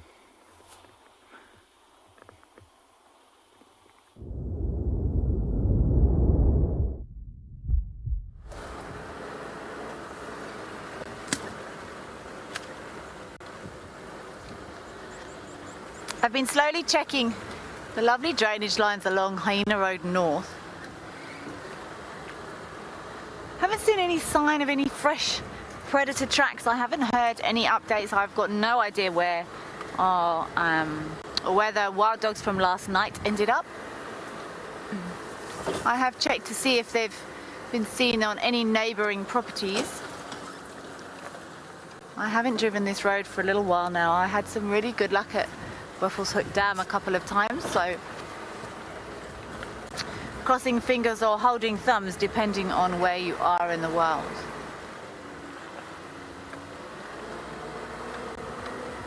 I am definitely going to go back to around camp as soon as the heat starts to come out of this sun a bit, and I might actually spend most of the afternoon around the dam, around those link roads that go around the back and around Quarantine. While it's not impossible, I do, as a rule, predators do often stay in the shade. So I'm hoping we might get some movement, get some activity once the temperatures drop a little bit.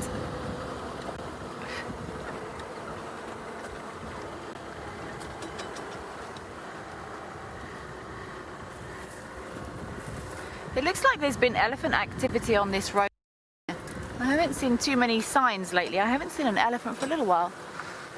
Whereas a week or so ago, 10 days, there was elephants everywhere.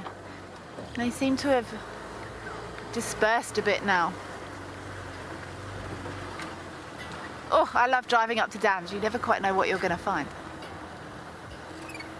Oh, we've got two different kingfisher species in this tree here. That's cool.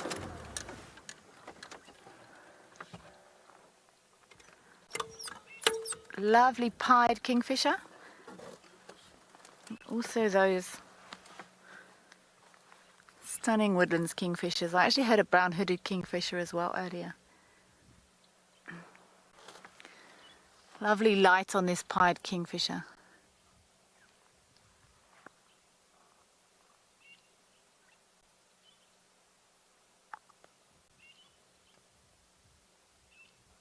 Oh, what a beautiful shot.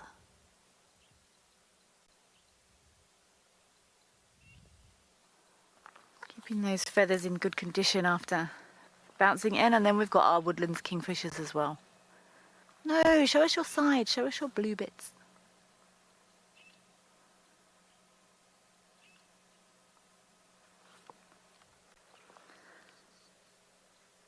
all using this fallen over tree here as a perch to fish from. Well, pied kingfisher is.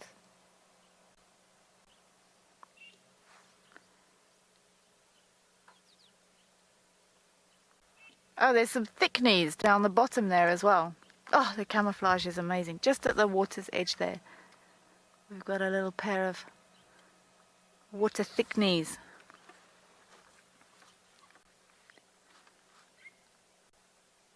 So the same as if you get an island or a branch or something in the water, fish and other water-based animals will use that for protection, for cover. These birds are doing exactly the same.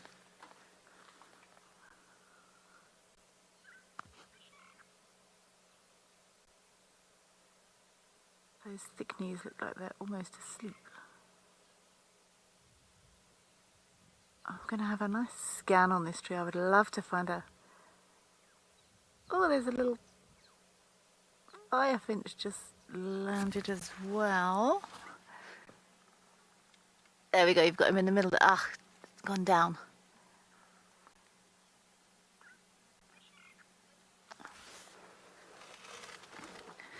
I'm going to have a scan on this tree.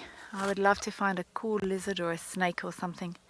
In the meantime, I'm going to send you over to Tess, who's over on Chitwa.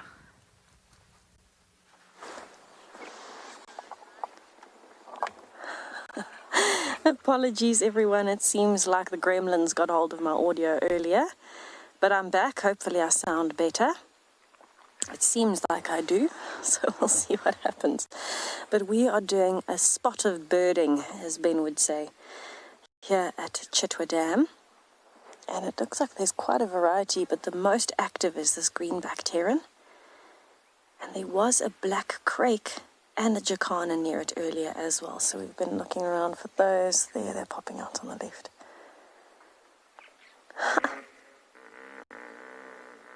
So we have got some absolutely brilliant wading species here this afternoon. There's also the usual Egyptian geese, blacksmith lapwings, special starlings, water thickneys. But of course the more unusual species would be the jacana, the crake, and I suppose the greenbacked heron. Now, it looks as though everybody is enjoying the weeds on the water. They're using it as a bit of leverage to walk around and have a bit more access to some food. And I'm sure the heron in particular is enjoying it because it gives them really good cover and it can strike through the edges of the weeds to get tadpoles and things like little fish.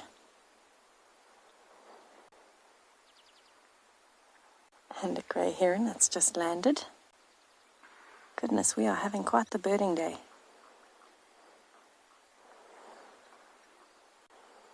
I'm hoping because it's so hot that maybe some elephants or something might come down. But we do have the hippos here. They've been chattering away in the background. Lindad is quite stunning. I really enjoy Chitwa Dam. I think this is, because it's such a big dam, it attracts so much diversity. There's so much life that can coexist here because it's a bigger area. And the bird life in particular is really phenomenal. I'm sure if we were dedicated enough and we sat next to the dam here for a full day, you could probably tick off many more bird species than you'd anticipate, like the water thickney.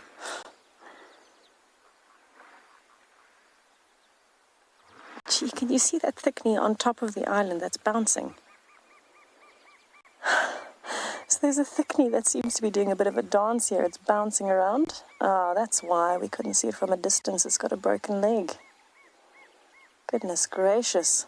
That must be quite uncomfortable. We are going to watch and wait and see what happens.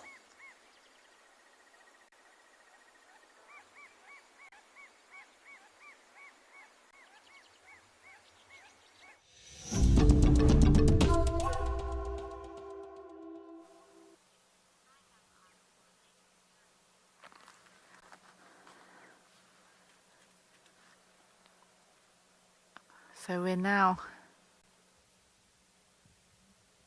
up to 4 kingfishers in this tree with this beautiful pied kingfisher on the edge here, plying his trade.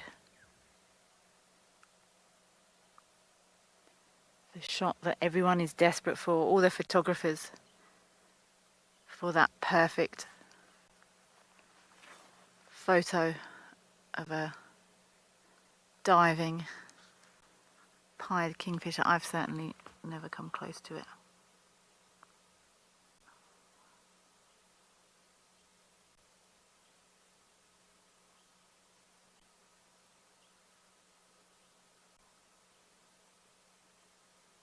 Just having a really good scan in here. This is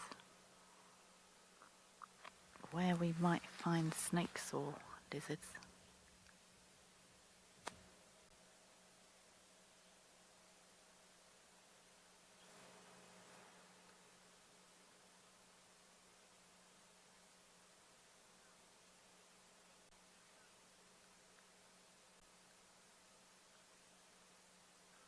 Nice to just listen to the quiet.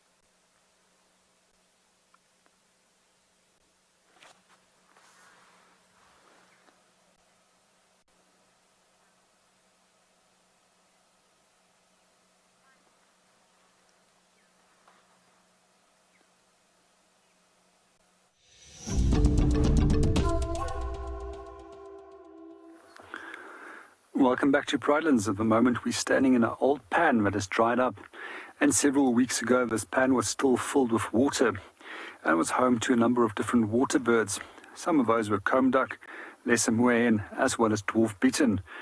I love dwarf bitterns and lesser moor hen as they're quite tricky birds to actually find. So if you've ever wondered how these little pans actually develop, it's actually very easy to explain. And what we do find is that at some point on a rainy day, the swell was so waterlogged that an elephant came through here, simply stepped in the area, and its feet then sunk into that water-laden swell. It created a small little impression. And then very soon afterwards, warthogs came into the area, and then they started delving into that footprint and used the mud to cover themselves. Eventually that creates a very small little wallow, and progressively that wallow will be enlarged by the warthog and then by several other species such as both buffalo, rhinos, as well as eventually elephants. They sometimes can create such large pans that they can actually be even utilized by hippos as both permanent as well as temporary areas where they can live in. We also find that these pans become important homes to a number of different fish species and to a host of different insects, which is dependent on these small little pans. In the eastern half of Kruger National Park, there's also a number of interesting pans that we find there. And those pans were formed in a very similar way. But what we do find in those specific little pans is a fish species which is known as a killifish. And those fish will complete their whole life cycle within a 6 months period, from that they hatch until that they have laid eggs. And what happens is that their eggs will simply sink into the mud and they will remain dormant there. Generally 6 months later, when the rain starts again and the correct water pressure has been reached, they will immediately start hatching. If it's not, they can sometimes remain dormant for up to over 2 years before that there's sufficient water pressure being reached again when the rains will come. And the fish species itself has also said that they can actually live up to some 2 to 2.5 years if there's sufficient water over that period of time. In the meanwhile, let's go and see what Tess is up to.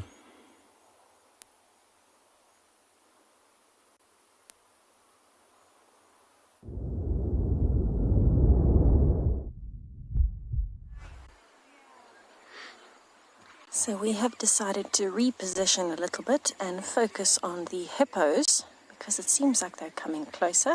You will hear another vehicle in the background, of course, being Chitwa Dam. There are game viewers around.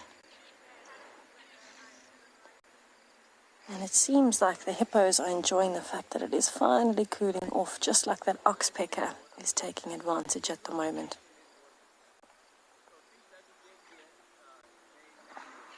In the heat of today, these hippos would have been completely under the water for the majority of the day, other than the calves. The calves may have still been on their mothers' backs.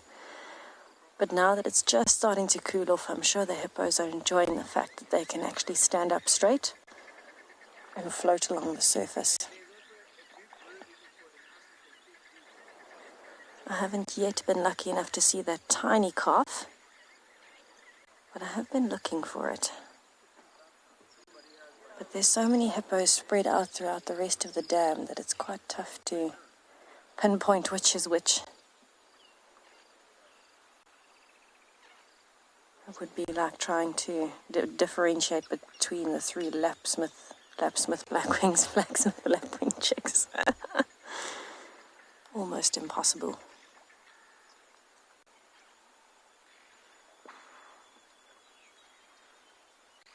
You can see that oxpecker is just hopping from one to the other, and it's been drinking water and then focusing on their ears, and as soon as it's had enough of the water and the ticks, like it just did, it's flown off behind the dam wall.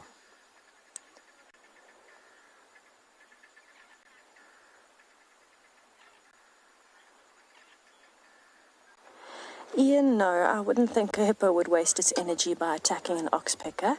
The much smarter and energy efficient way to do it, if they do get tired of it, for example, if they've got an open wound and an oxpecker keeps pecking at the open wound, that can be quite painful, then they would just drop under the water, because the oxpeckers would not be able to stay in the water. They'd have to fly off before they went under. I think the guests in that other game viewer are quite excited to see that we are here. I don't know if you heard that, but it was quite loud. I apologize. It's nice to know that people recognize us, though, and get excited. Now, there is one slightly smaller hippo that I can see right in the middle, but the pod is protecting it quite well. So I haven't been able to see the size of it.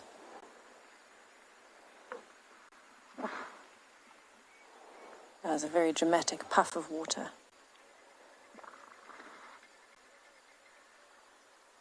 I just want to listen for a little bit, especially since the hippos are becoming more active. You can hear the water splashing, you can hear them breathing. Oh, hang on, we've got a party of jacanas having a fight over here. You can actually hear them in the background. It looks like there are 5 that are sizing each other. Oh, they're fighting and sizing each other up. This is a first for me.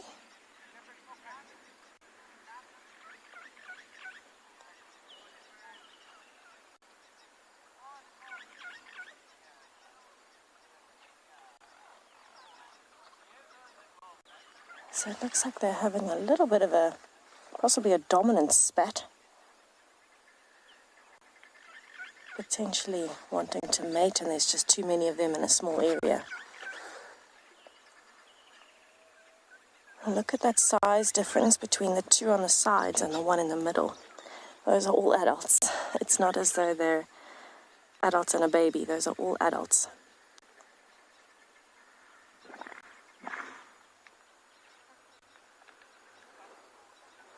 Everybody's having a bit of a fight here. And I'm not really sure why. Oh, the crocodile. Gee, well spotted. There's so much happening. It's actually tough for us to decide where to look at this point.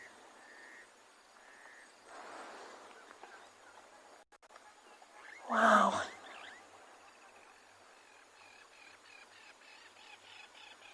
Just ever so gently cruising across the top of the water.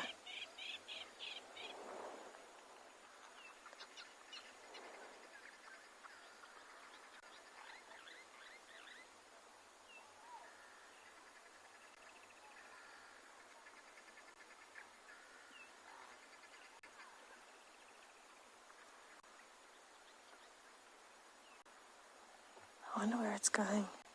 Maybe towards the island. It must have been hidden in the weeds when we got here, because I didn't even see it. We must have driven straight past him.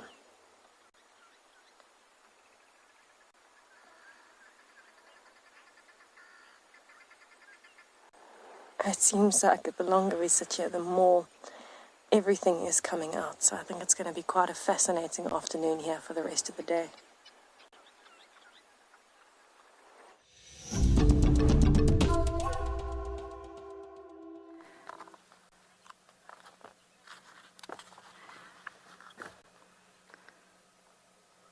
We're here at Buffles Hook Dam, and we actually just managed to get a shot of a southern banded groundling that landed on this grass here. It's moving again. Dragonflies obviously incredibly strong flyers, so we're just going to try and see if we can't follow this dragonfly. I'm a little bit fascinated with dragonflies at the moment. I want to learn so much more.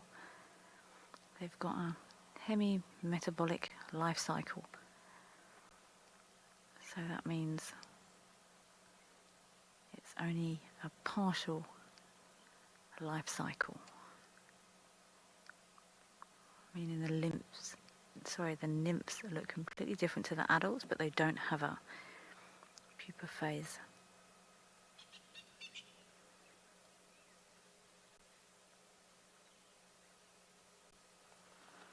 Dragonfly's not going to land. Oh, he's back.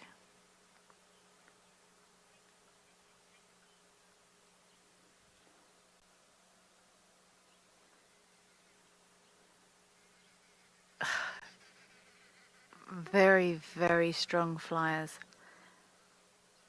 But it's so nice sitting here at the dam, just watching and waiting to see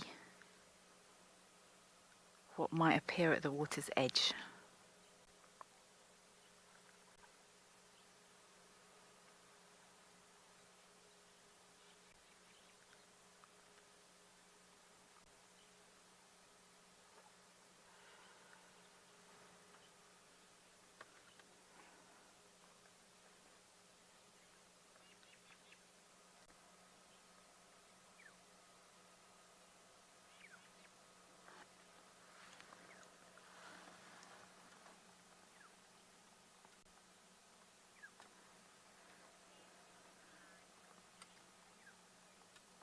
Beautiful reflections in the still water.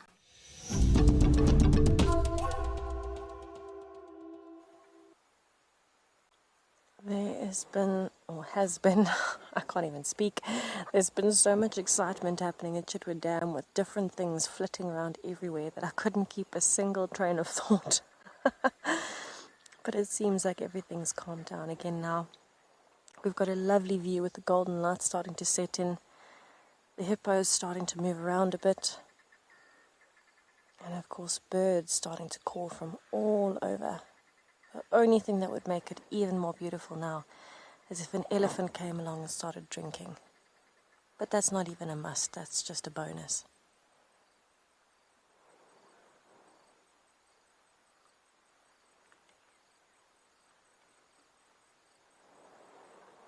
The crocodile disappeared towards the island. The jacanas seem to have calmed down. I think there was a bit of a spat between the males over a female, or between the females maybe over all the different males. And everyone has kind of just taken a breath. Well, there you can see one of the calves. Oh, giving the cutest yawn in history.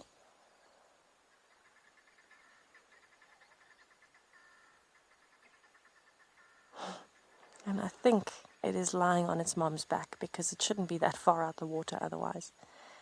It's not tall enough. That's more like it. I'm not sure if that is the same calf that I saw just as it was born. And that was in January, February, somewhere there. I think it's a little bit big. I don't think it's grown that much yet.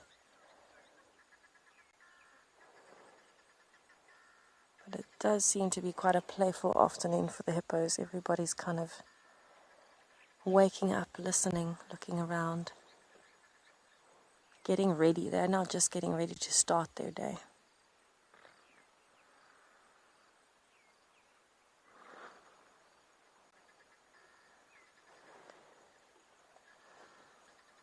You might hear a strange sound. It's just me pulling up my binoculars. They catch on my glasses. Sometimes it sounds a bit strange. But I just want to check. There has been a lapwing sitting still for ages. I wonder if she has a nest. Imagine if we have 2 lapwing families. Can't see anything there. It's quite dense. The eggs are so well camouflaged as well.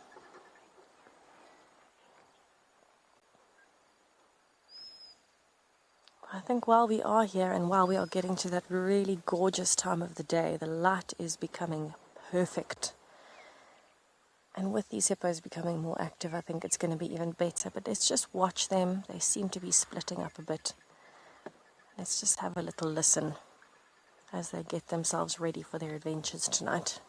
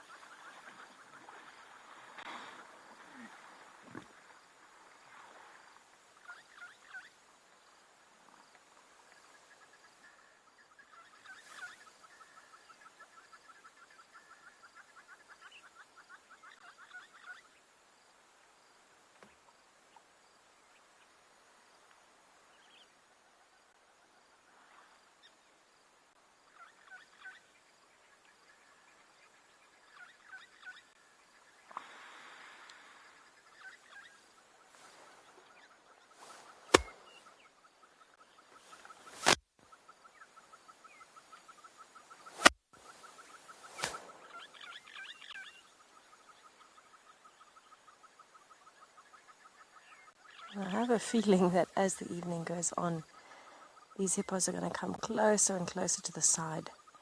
As is, I'm only about 30 meters from them, so they're fairly close to where we are. But I'm hoping they're going to edge closer as the day goes on. They are definitely becoming more active.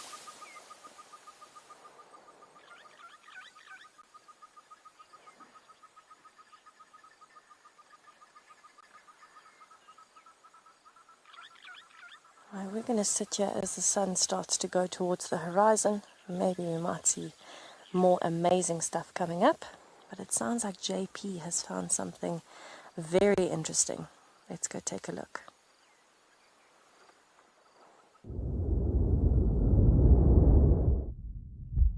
One of the earliest things that I started really enjoying is taking my insect book and then actually going to sit at a pile of elephant or rhino dung and go through it. And sometimes you find a few hundred dung beetles that's attracted to a fresh pile of dung like this. And how they find it is actually by means of smell. Let's see if we can find any of the dung beetles in here. I'm just going to start scratching around. So when it does come to dung beetles, there's a whole range of different strategies that they use for when it comes to dung.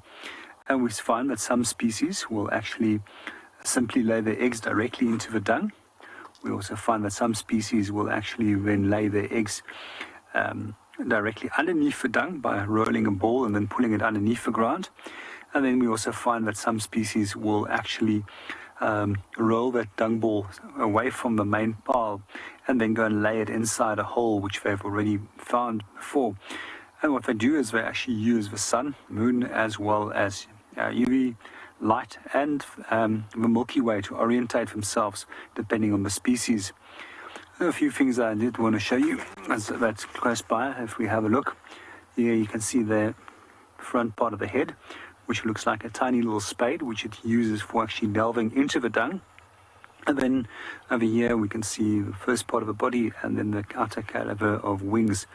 So if we do look at them, they're actually very hardy little insects. And as for all other insects, they consist out of a substance that is called chitin. And chitin is believed to be the same, or it's actually stronger than steel of the same equivalent thickness. Sometimes we're very lucky, we might actually find tiny little mites underneath them. Doesn't seem that this one has any mites. And those mites actually keep them healthy. A few years ago, I think almost about 30 years ago, they did try and relocate a large amount of dung beetles to Australia. And unfortunately, they cleaned them from the mites before they took them over. And then they discovered that all of those dung beetles were simply dying away because they could not stay healthy with the little mites that took care of them. So I want to see if there's some of the other species maybe inside here, which is quite interesting to see. Seems as if it's only the one at the moment. I'm just going to continue scratching a little bit.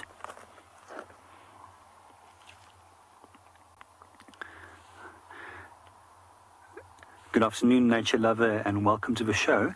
When it does come to herbivore dung, I don't actually mind scratching through it because it's incredibly clean. But when it does come to carnivore dung, I will actually never ever touch that because that has the ability of actually making you incredibly ill. So when I have a look at this one over here, this is what I was looking for.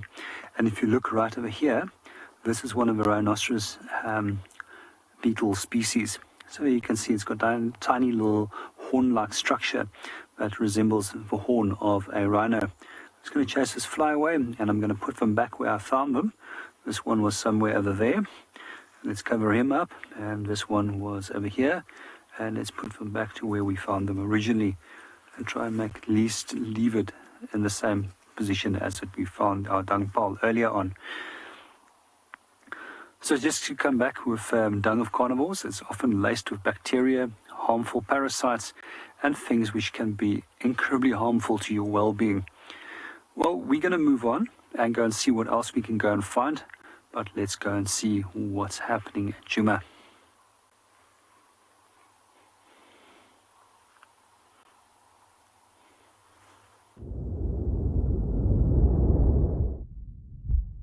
While we were sitting listening to the hippos, G could hear something barking.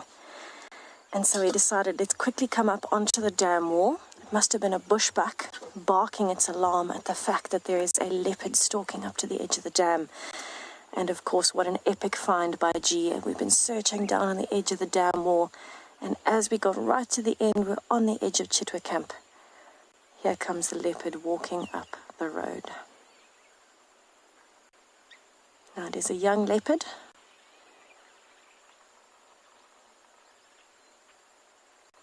And in this area we know of Shasha, Langa and Maribs that frequent it. Crossing the fence going in towards camp. But I'm thinking coming down to the water's edge to drink. You can see the tail moving, definitely interested in the birds it can see. Oh, look at that face. Well, those are some impressive whiskers.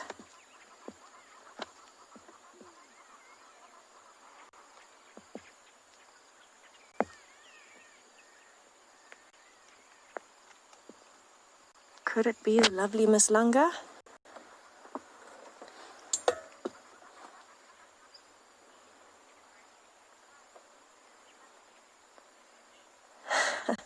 Ed, this leopard surprised us as much as we surprised you, so it is fantastic. I am loving it. It's been a fantastic afternoon so far. Definitely sniffing around, possibly gonna lie down. I don't know. Right, let me move forward.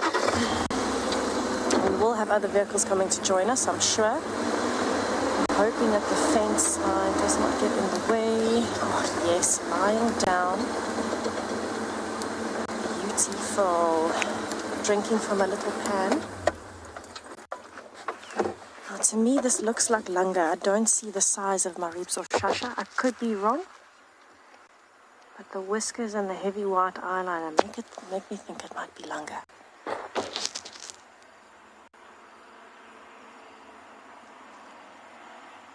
You can see it's decided not to come down to the dam. It's drinking from a little pan.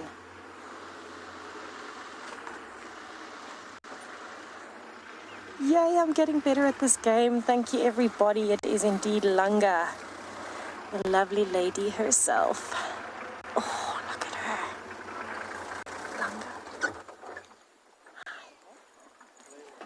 Langa. I can't believe we found her. This makes me so happy. Sorry. So the other vehicle had just called in tracks and we happened to find the leopard. I think I stole his thunder a bit. Oh, look at that tail.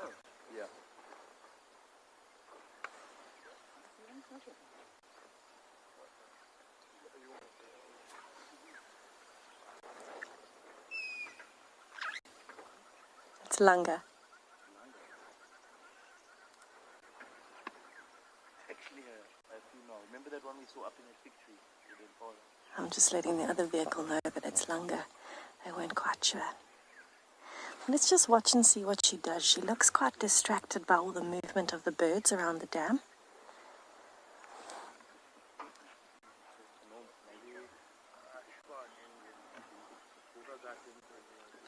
James Richard, lovely to hear from you. It is such a pleasure seeing Langa again. I've had some very good Langa luck recently, haven't I?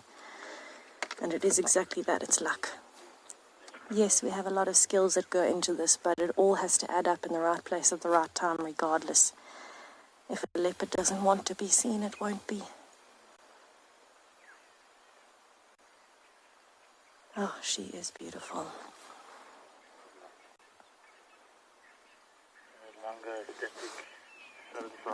You can see how much she's listening. She is moving her head and her ears because she can hear the birds.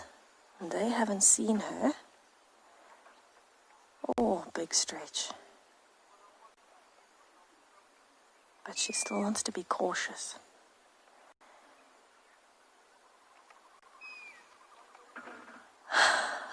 Straight under the fence into camp. Well, that went well. Apologies, everyone. There's nothing I can do about the fence being in the way. Yeah, she has done this quite a bit before, so I'm sure you're used to seeing her climb under the fence. I think she's looking for some yummy bushbuck or nyala, or maybe even a baby warthog in Chitwa.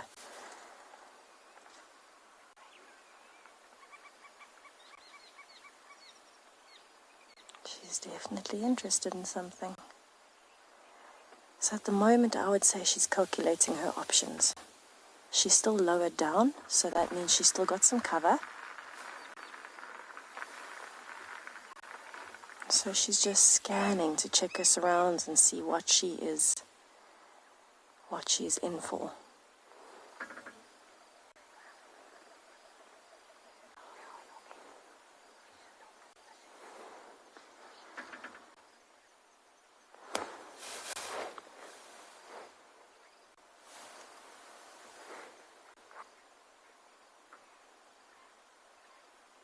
I want to wait and see where she goes from here because the accommodation is just up on that hill. And I think she's going to go into the thickets. Have a look at how open it is up to her left, the way she's walking, compared to where she's turning now to the right. The amount of trees in there. She's going to be using that for cover while she's hunting. But we can't follow her in there, unfortunately, so we'll watch as long as we can and just see what happens. But what a lucky find.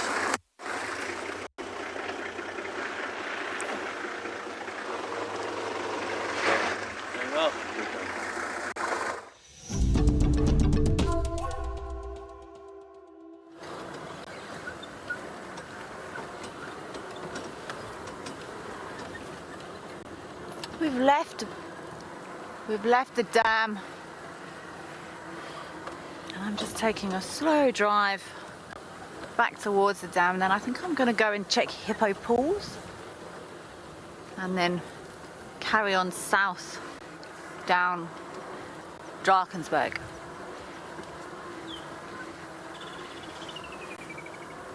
And then I think I'm going to make my way back to Djuma Dam and loiter with intent. See if our vanishing leopard doesn't reappear.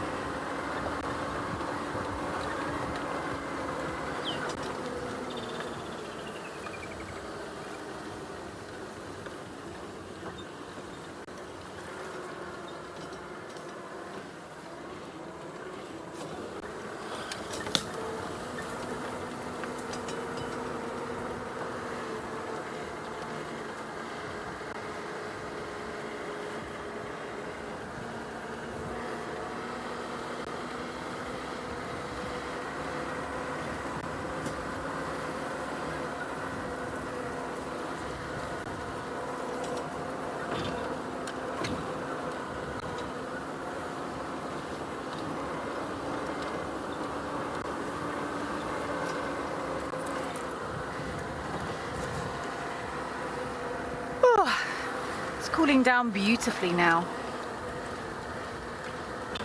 No clouds forming yet, but I think they might be coming.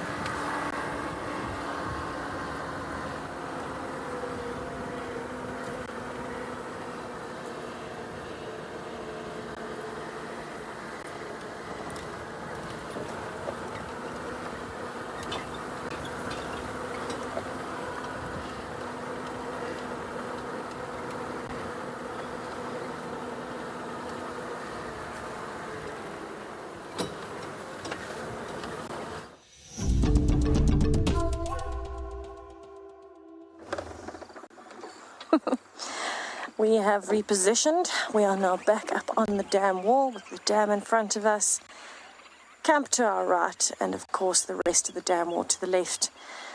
And we are waiting patiently to see if the lovely Miss Lunga turns around and comes back out from the camp fenced off section. I somehow have a feeling though that she won't, not for a while. There's a lot of lovely hunting grounds in there, so it is a fantastic place for her to be cruising around looking for food. There's quite a gorgeous sunset.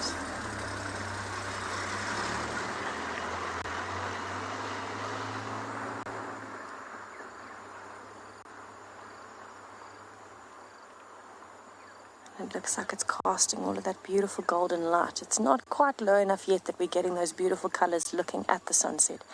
But over the dam you can see that golden glow starting to come in.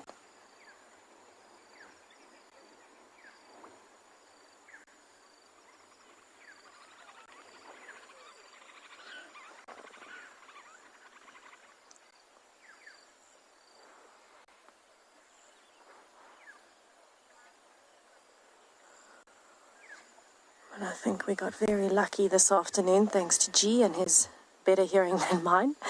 But I'm going to sit at the dam. It sounds like Kelly has also found something magical like the lovely Miss Lunga. So I'm going to send you over to see what she's got.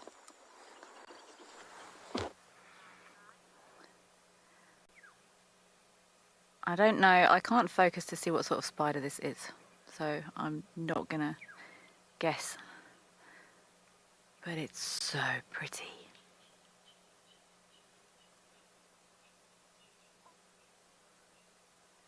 It might be a little kite spider. But I'm not gonna worry too much about the technical side. I just want to sit and appreciate how incredibly beautiful this is in the sunlight.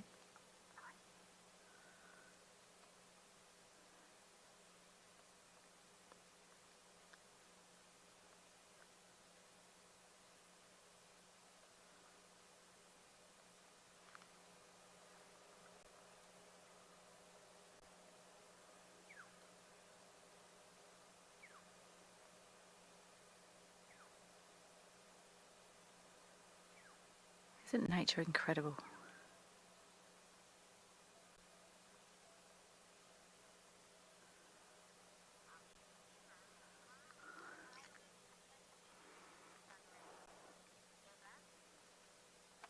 Emma, spiderwebs do indeed look spectacular when the sun bounces off them.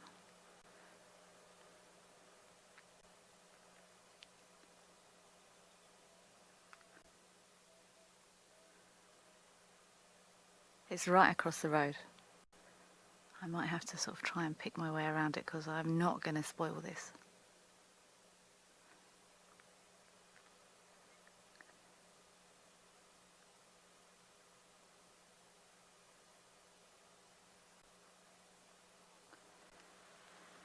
It's like fairy lights dancing on there.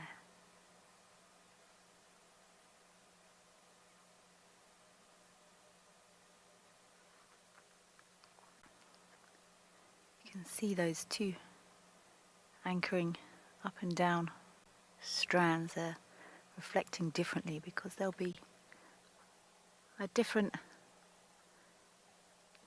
strength than the rest of the web.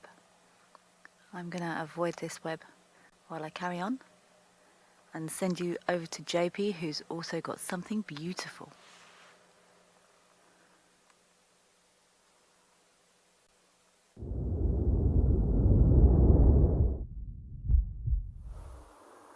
Welcome back to Pridelands. At the moment we are looking at a sunset. It's still approximately some 10 minutes before it's actually going to hit the horizon. One of the other things that I'm also busy looking at is the clouds in the background. And they're thin little layered like clouds. And we refer to them as general as cirrus type clouds.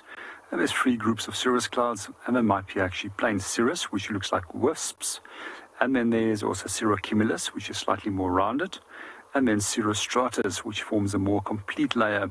And when it does come to cirrostratus, that's normally when the sun or either the moon will shine up through the cloud, and it almost appears like if it performs a halo around the cloud. These clouds are generally indicators of warm fronts, and that there will be a cold front that will be following. So within the next day, we actually are going to experience some cooler weather with rain as well. And one of the things that we see with the cooler weather that follows the warm fronts is that they actually wedge in underneath these warm fronts, then push them up and also create unstable conditions. And that generally leads to the formation of both cumulus and eventually cumulonimbus clouds if there's a sufficient amount of heat as well as moisture in the air. And cumulonimbus clouds are those that brings thunder showers. They're flat-based clouds, and they have got a great vertical dimension, sometimes up to 12,000 meters in altitude. In the tropics, they can even extend even higher than that. They also bring with them quite often hail as well as lightning, and associated with that is obviously thunder.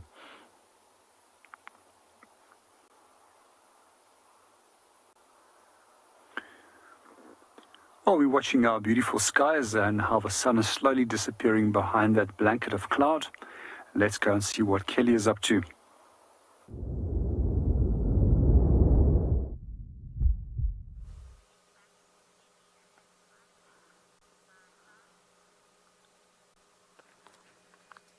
I just actually hopped out to try and work out what spider this is. And I still don't know, so if anyone's got any suggestions. We did think maybe it was a bark spider because it is over the road. If it is, it's a very small one, but it looked like it had sort of...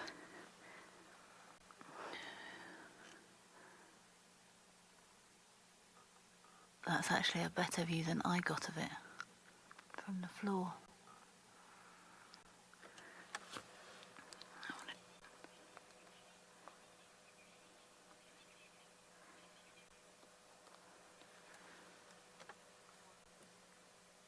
We do always try and work out what everything is.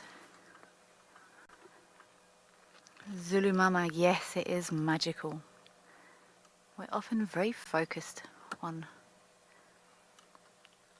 knowing everything about everything, and I, for one, want to know all the names of everything and know what everything is.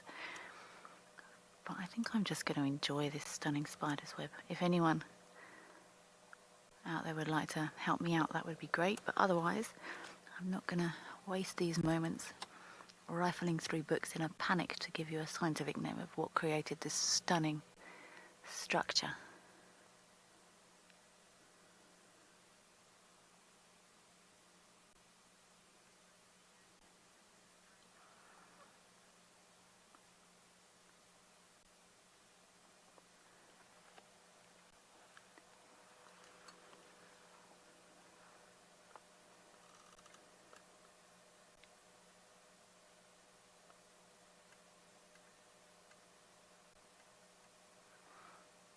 If anyone out there is upset by spiders, I apologise. Everything here has its place.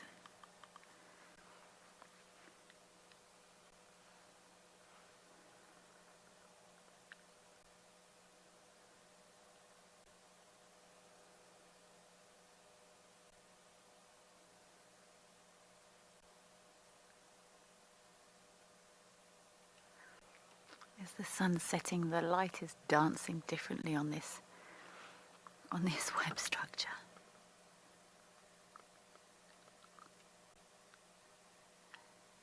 It looks like it's on fire.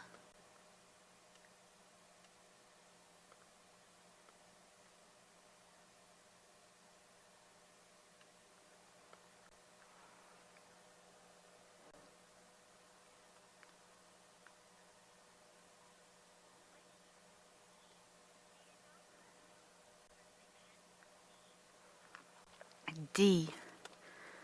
I know spider silk is protein. Or it's constructed from a protein substance. And it's just the way the light's hitting it.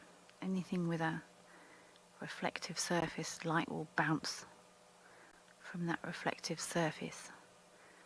And that's what's causing this beautiful flashing effect on this web.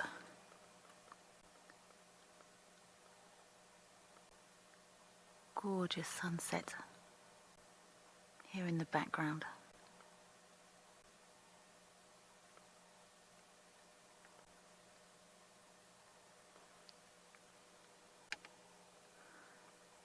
It's very thick here, and I am gonna need to turn and go back around the way I came, but that's okay. Who am I to displace this beautiful little creature?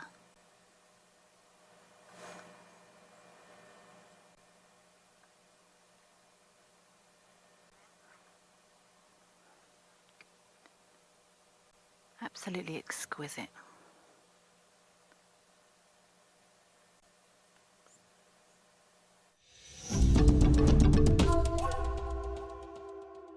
So we have stopped on Cheetah Cutline. We've left Chitwa and the lovely Lunga. And we're just appreciating the sunset at the moment. It is absolutely brilliant. And the back you can hear a woodpecker. You might be able to hear some insects and frogs. But I want to just watch those colors change. That sun is gorgeous as it's being obscured by the clouds. And have a listen now that our dusk chorus is starting.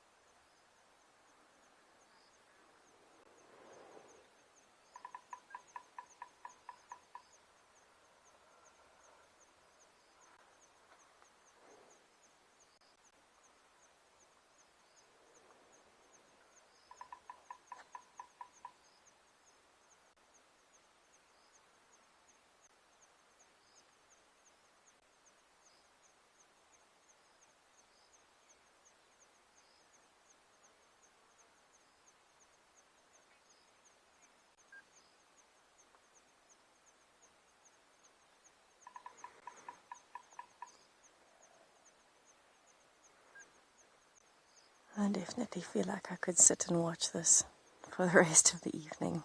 Unfortunately, though, when the sun disappears, there'll be nothing else to look at over the mountains. But I'm loving the sounds of this woodpecker.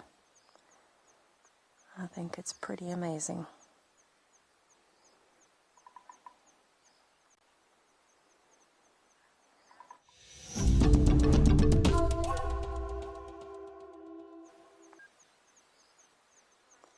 It's actually not altogether that often that we get to witness the sun fully disappearing behind the Drakensberg Mountains. And it's moving so quickly. I can't believe how fast it's going.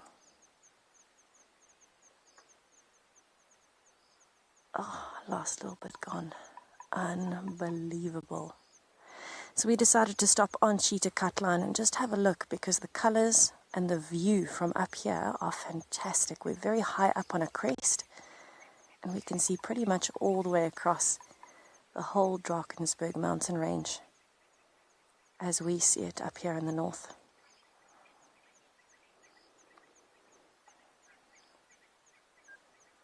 Absolutely gorgeous. But it sounds like sunsets are the theme all round. So before I get carried away with mine, let me send you over to JP, who is also appreciating it. Our sunset has unfortunately disappeared already behind the clouds, but we quickly decided to pop in one of the dams, and we were very fortunate to actually at least find 5 different elephants that are scattered about, busy drinking. At the moment, it all seems like bulls.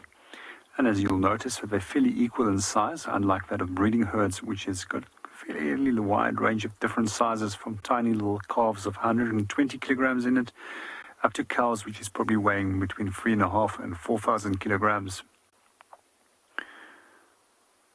We also normally find in those breeding herds that we do find young males, but they're seldom older than 12 to 15 years.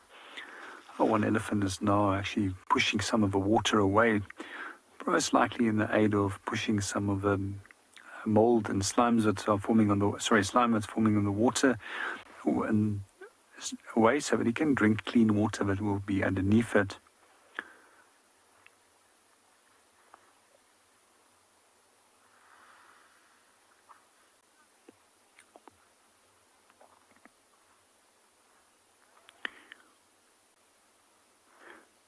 Good evening, Megan Edwards, and welcome to the show. Yes, it definitely is.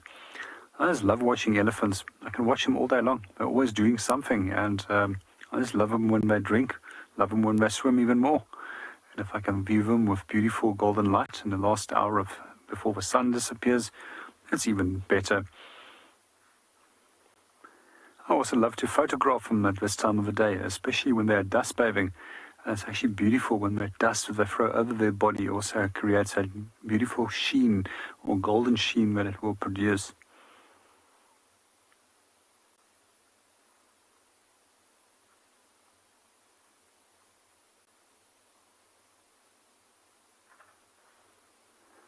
It sounds as if there's some more elephants coming in from a distance as well. While we're watching our elephants, as the sun is now already set and the light is slowly disappearing, let's go and see what Kelly is up to.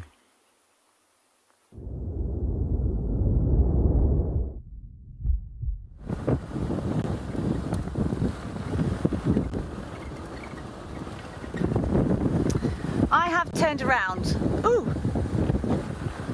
Some birds there. I turned around and came back the way I came from. I felt like I bonded with that spider and there was no way I was going to destroy that web. Gary Cutline. And then I'm going to head back down towards the dam, where dam camp is, and quarantine for the rest of the afternoon, I think. It can be easy to get sucked into chasing, going fast, covering distance, and sometimes we forget to just give time. And that's sitting watching that light bounce off that spider's web has made me think that. So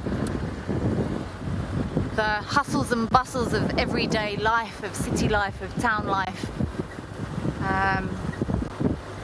we don't want to let it creep into the bush. So I'm going to head back towards where we had those monkeys alarm calling earlier and just spend some time at the dam, around, maybe checking Guari Pan again. And if a leopard decides to allow us to have a little look, then we shall.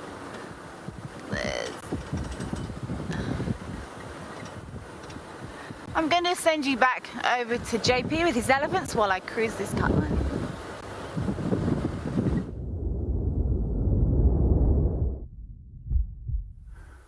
Welcome back to Pridelands. We're still at Leopard Dam watching our elephants. 3 of them has now disappeared, and there's still 2 of them that was busy play fighting up to a few seconds ago. Seems the one has now lost interest.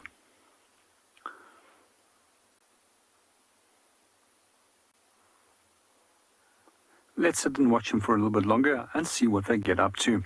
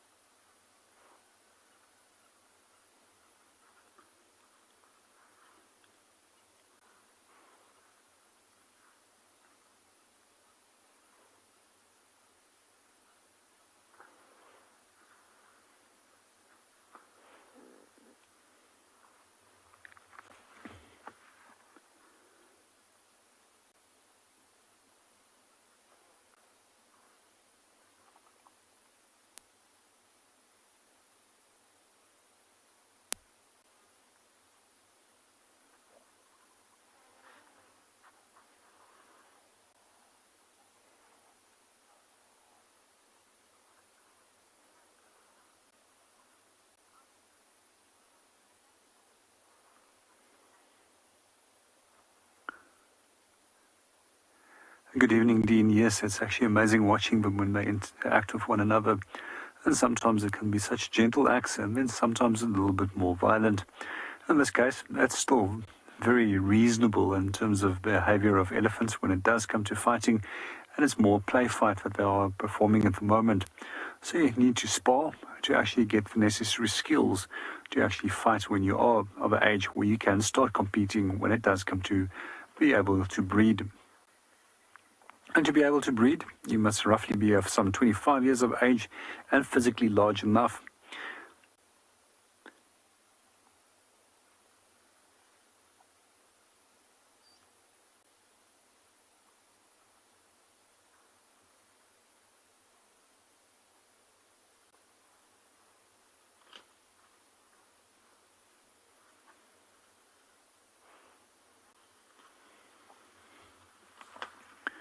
We're going to keep on watching our elephants. And meanwhile, let's go and see what Tess is up to.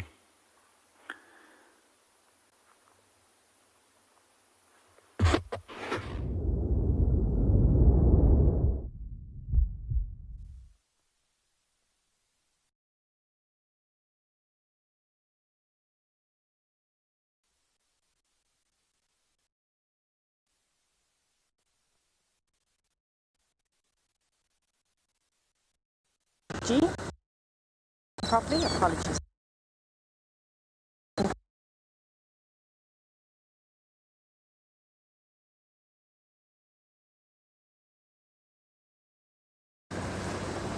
I'm checking every marula tree, I'm checking every big tree in the area that would have a cavity. I can't seem to see them.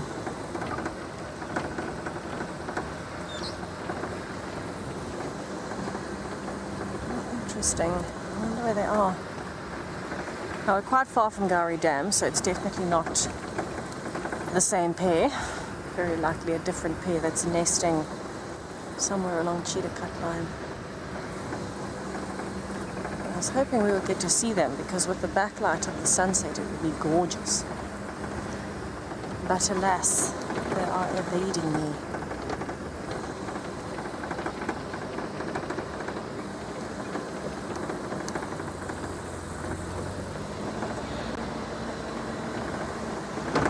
Now it's just reached that really pleasant temperature where it's still warm. It's definitely not cold, but it is not blazing heat like we had earlier. So this is the time and the light is perfect if animals are going to be moving. And I think we might get lucky like we did with Lunga. It was perfect. Perfect coincidence. We're sitting at the dam thinking it is the perfect day for something to come along. And there she waltzed in. Very largely thanks to G's good hearing. I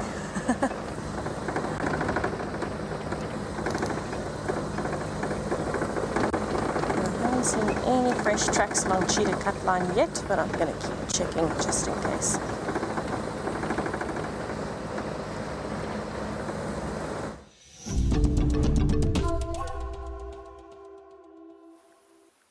Welcome back to Eco Training Pridelands. At the moment we're still at Leopard Dam and we've been watching a number of elephant bulls which were play fighting as well as drinking.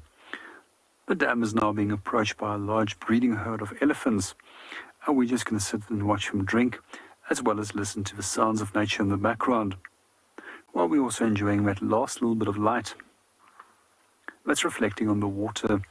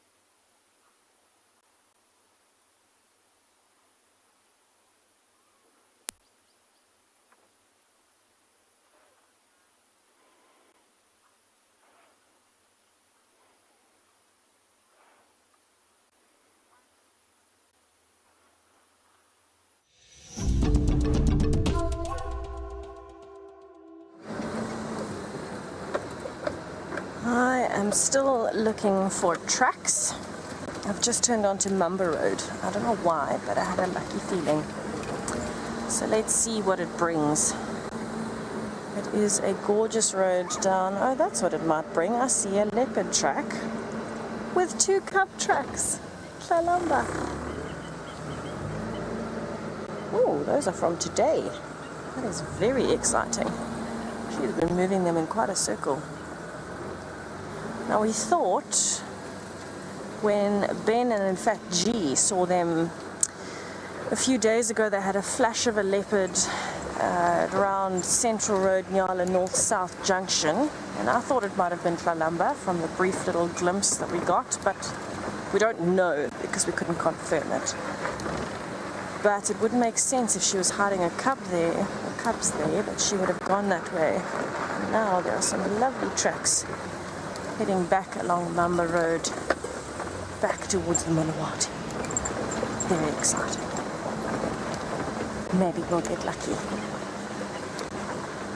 So I feel like we might happen to bump into Tlalamba and cubs at some point.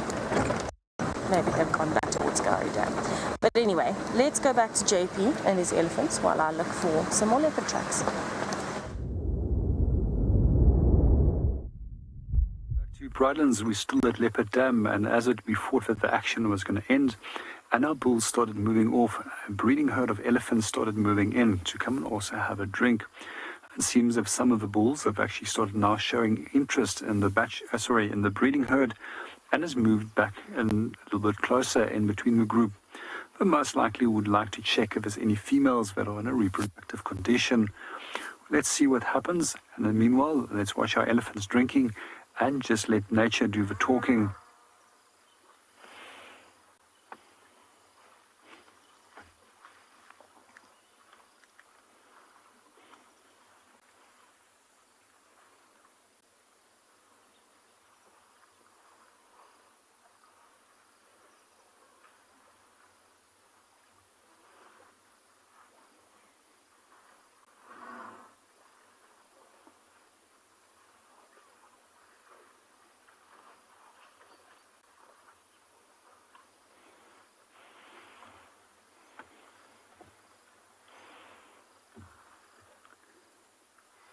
Good evening, Dizzy, and thank you for that. And I'm grateful that we can show them for you.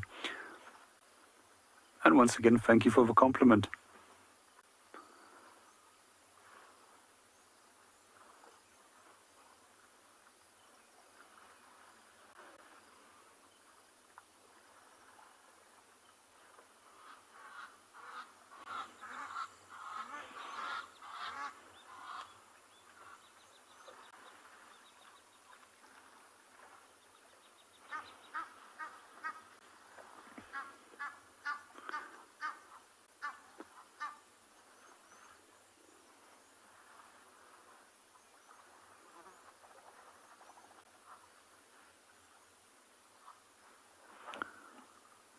Well, it seems that our breeding herd of elephants is now starting to move off. And meanwhile, let's go and see what Kelly is up to.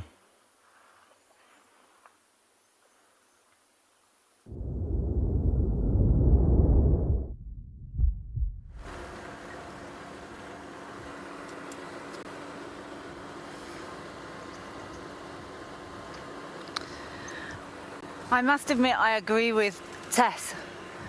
This is now the perfect temperature. Lovely soft light. I'm on Gowrie Cutline, very close to the dam.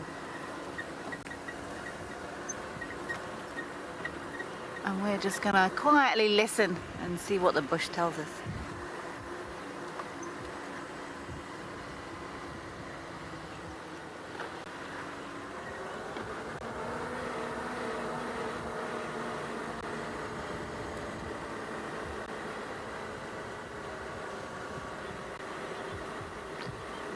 I heard Tess is on Mumba Road and she said she had leopard tracks with cub tracks. So we were thinking it was Tlalamba here. Who knows?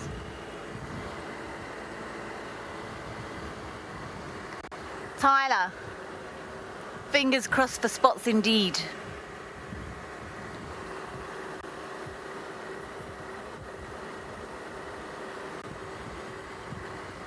My time with that spider web has actually made me feel really calm and peaceful. The rest of the afternoon has been hot and we've been, oh, should we go this way or this way? And it's just made me feel really calm. So I'm going to spend some time at the dam here. We're going to listen. We're going to look. We're going to smell.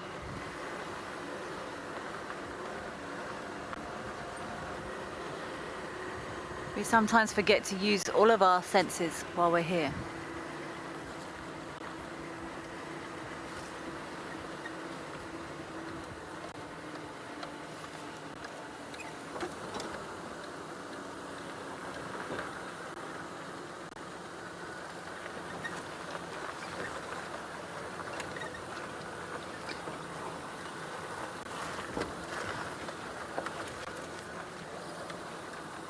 There's some tracks on the other side of the road there. I can't quite see what they are.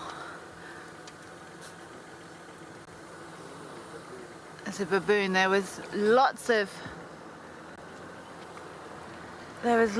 baboon tracks on Gowrie Cutline. I'm just going to sit here quietly and listen for a while. I'm going to send you back to Tess to see if she has found any more tracks.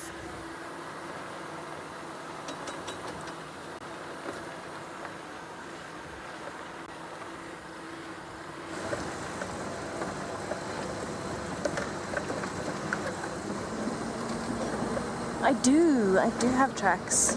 Oh, and two very big giraffes. Very big ones. Right on the edge of the river. That gave me quite a fright. Disappearing into the thickets. Looks like a male and a female. But we're just going to get the back of their heads now.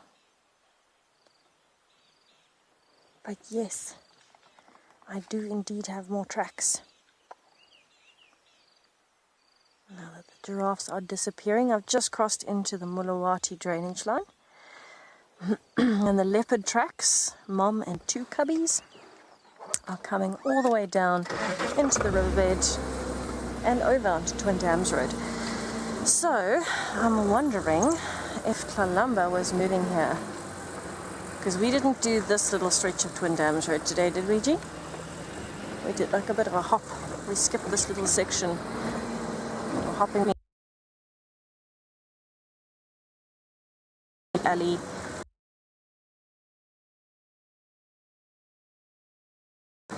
Amazing.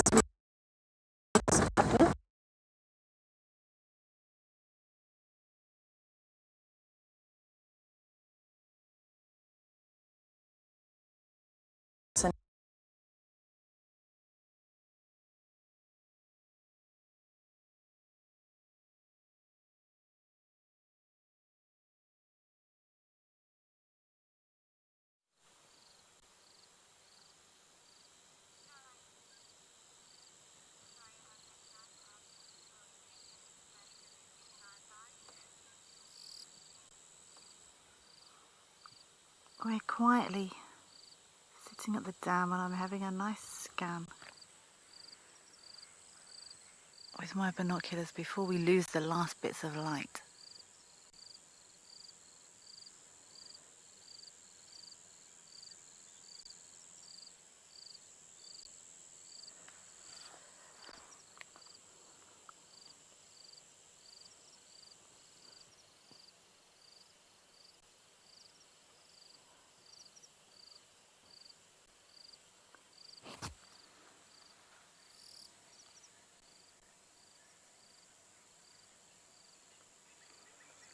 We have moved into IR now. It is starting to get dark earlier here.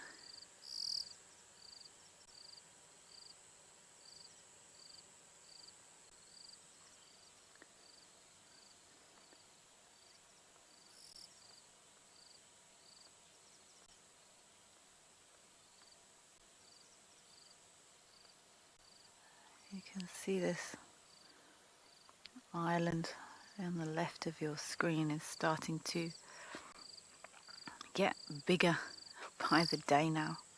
Although we have got a couple of days of rain forecast.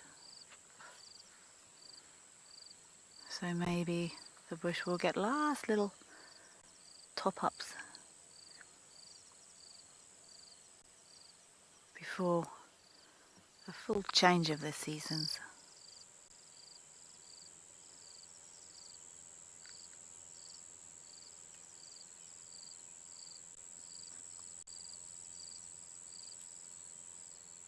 Hear the sounds of the insects, the sounds of the birds. Often the birds will call as the sun sets, claiming their territories for the night.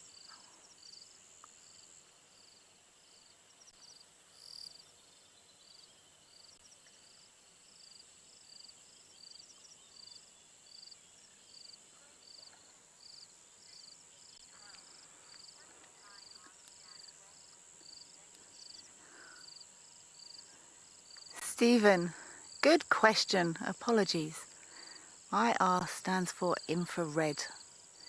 Infrared light.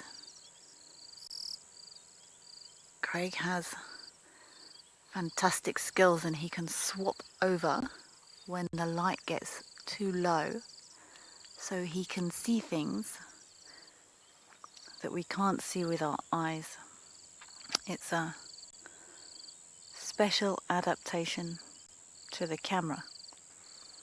So you can see in the dark, but I can't. As soon as it gets dark, I either need to use the spotlight to see, or I need to look and see what you're all seeing through the camera there.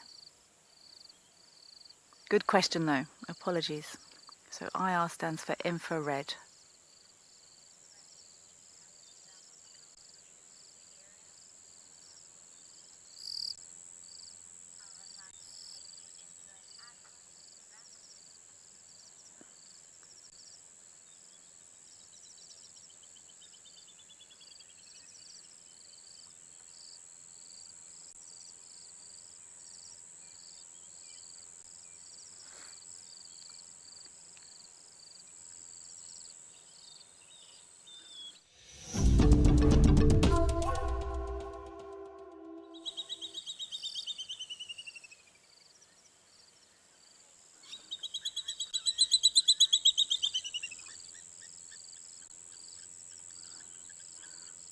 We just had a little group of thickleas fly over very close.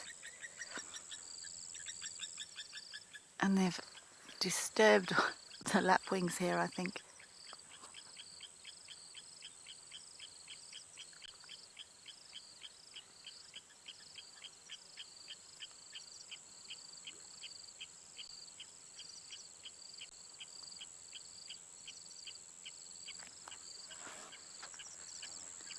It's quite tantalizing here. We think there probably is a leopard somewhere in this drainage around the dam.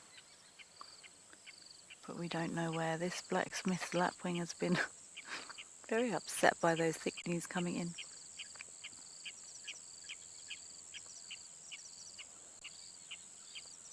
And this is the beauty of IR. It's a beautiful image of this upset lapwing here. But I can't see anything over there now. It really is such a pleasure to be able to view these animals without disturbing them.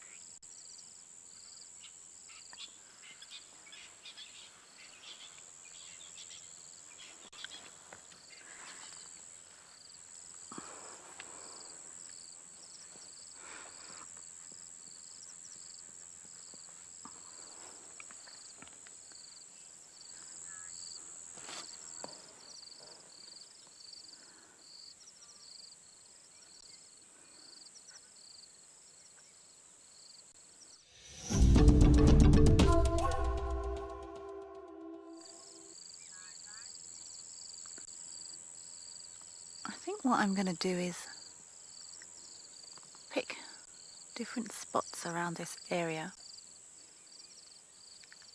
and actually sit for, 10 minutes and listen.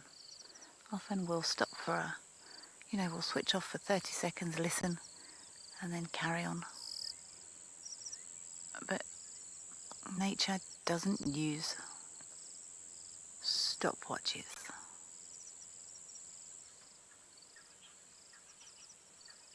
And I think that's going to be my mission for maybe the next few days, is try and tune in to this bush music.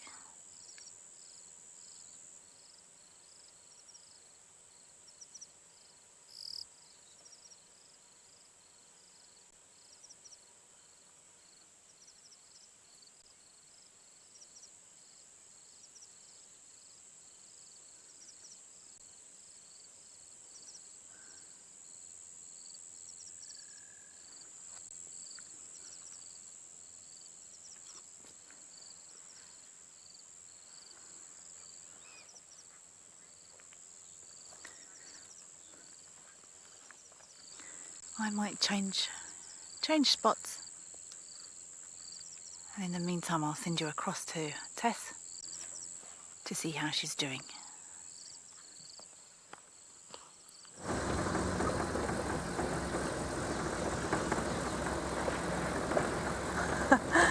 Kelly is definitely right about the bush music part of it.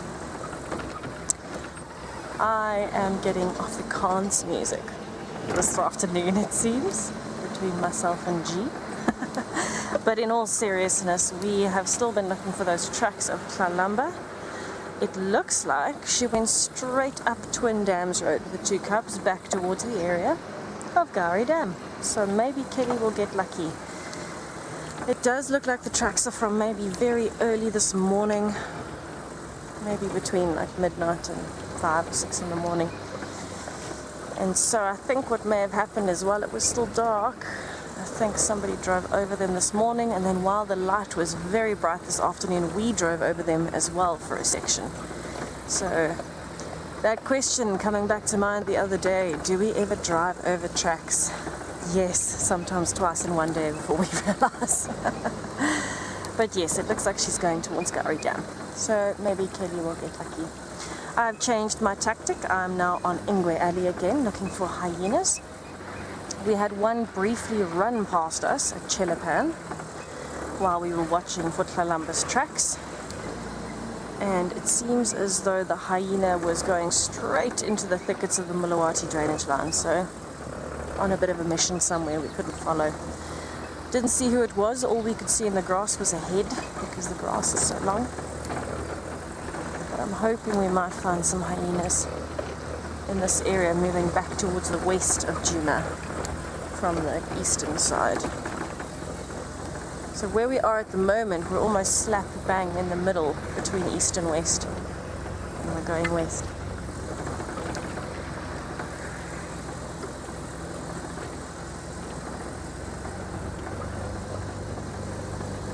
Oh, sorry, scrub here.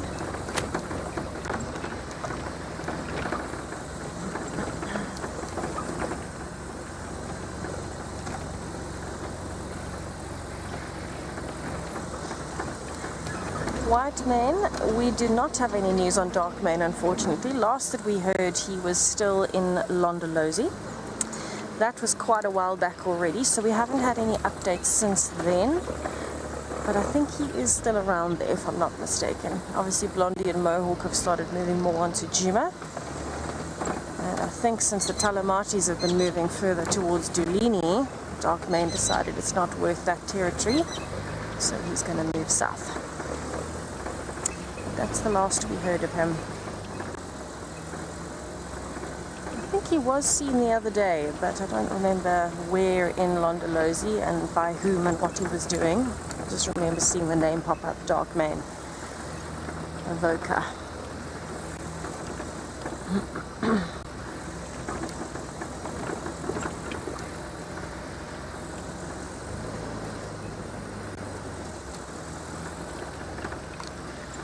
Oh, and I had a look at the terrapin sense of smell question that we had earlier, just to see what it actually says, and it's supposedly quite similar to turtles, where they have a pretty good sense of smell in and out of water, so even underwater, but it's not traditionally using the nostrils.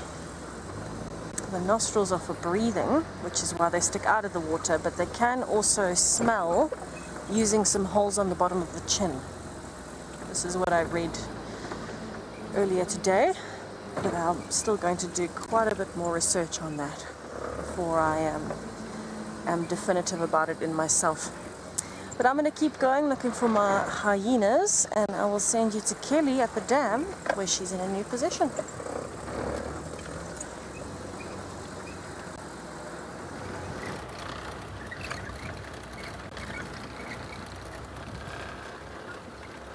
Kelly is repositioning very slowly. Interesting to hear that we think Talamba did indeed head back this way. We know she walks these roads around Quarantine on a regular basis. She's run rings around a few of us several times in this area. And if our beautiful lady wants to show herself, I'm sure she will. We're going to listen for clues. I thought I just saw eyes in this bush. I would love to find a bush baby, and I would love even more to find a bush baby to show you. That is another story. We do see them, but oh, there is eyes in that bush. Let me roll forward a little bit.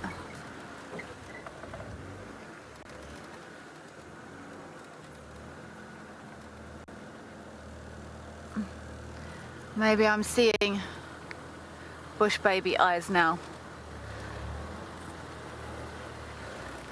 So the best place to look for these fabulous little night goodies, or nachappies in Afrikaans, night apes.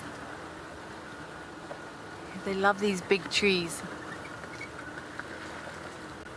And they're very cute, but they're quick. They're very, very fast. And often we catch a little glimpse of eye shine, and then they boing, boing, boing, and they are gone again. But that is my mission, to recenter my bush sounds and see if we can't find a bush baby.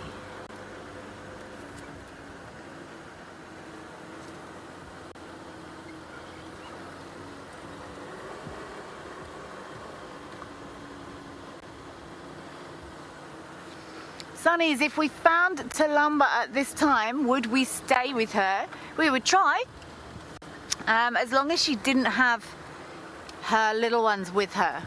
We were very lucky the other day that we actually got to view her cubs at night time, because they were safely in a tree. If she had her little ones with her, we wouldn't be able to stay with her with the spotlight, because they're still very young. But if she's on her own, absolutely, we would try. The only other time I maybe, is if we couldn't, if she was going through thick bush, the only other time I might leave her is if she was hunting. Because although the leopards are very used to the vehicles here, we don't want to interrupt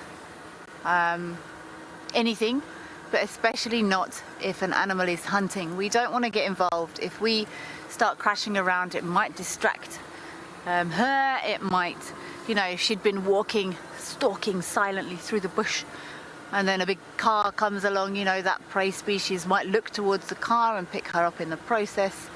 So we gauge it. We gauge it on the situation. But if she's just strolling up the road, then 100% I would love to stay with her. But we play it by ear as we go along. Oops, some impala. So, I know we do it all the time. I'm still using a spotlight here, so I can see a broader spectrum than is in your screen, but we don't shine. These impalas are going to cross the road. Now let's switch off while they cross the road. Oop. I can't get these lights off. We don't want to shine bright lights on these impalas because it will affect their night vision. So I've switched off, and this is what we see in infrared.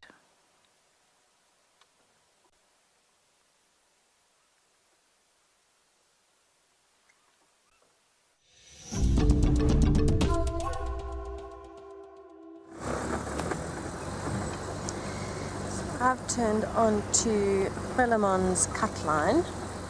I've just gone past the lucky 5 leopard tree. I'm hoping it's going to bring us some luck. And I'm not going to go down to Treehouse Dam. I'm actually going to keep going on the road.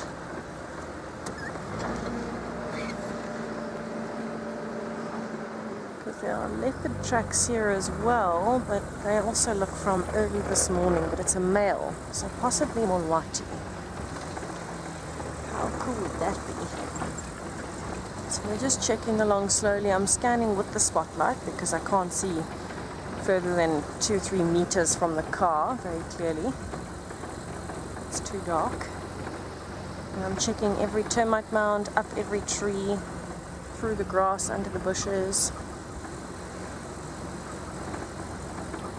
Really just checking everywhere that I can, hoping that he might still be in the area.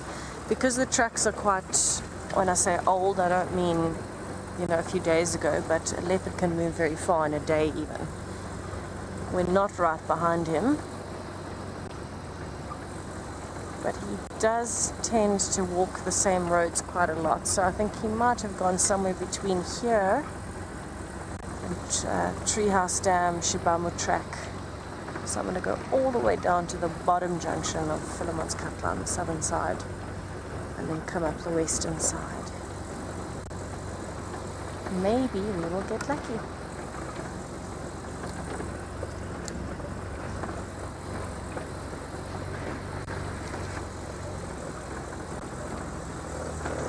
Oh, we've just hit a lovely warm patch of air. Right next to a termite mound, which is not a coincidence. It's blocking the little bit of breeze that we have. And I'm hoping, because it is so perfect out, that the leopards might be moving. Miss Langa jumped the gun a bit this afternoon and was moving in almost the heat of the day.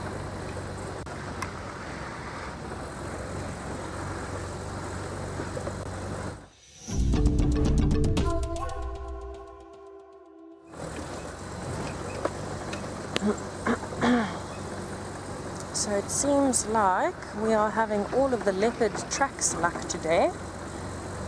We definitely had some actual leopard luck with Langa. I have got tracks of a male leopard just to catch everybody up on Philemon's cut line. And I know that this is very possibly the most commonly travelled road by Mulwati, between here, Treehouse Dam, and a little bit further west. So maybe we'll get lucky. You never know. Maybe the ghost feels like being a bit less translucent tonight. But I figured, since we have had such a fantastic day, honestly, it's been brilliant, I think it would be a good time to get everybody else involved. I feel like playing a little bit of Fast Five. What do you guys think? I think it'll be fun.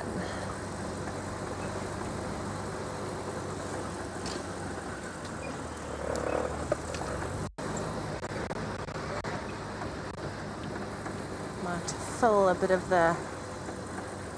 the space between leopards tonight. In reality, though, we just absolutely love it. Yeah, we really love the interaction side of it. So when we get asked questions, and especially Fast Five, it brings it to another level, because they are such fascinating questions.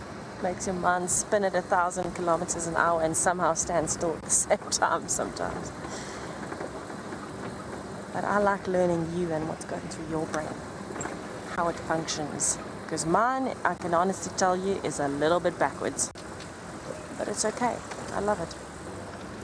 It makes me unique.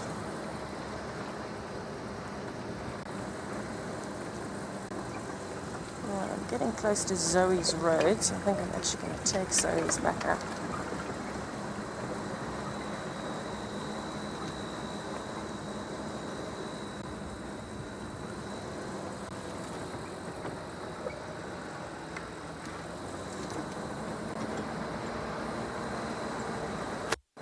I'm excited to hear what tonight's questions hold.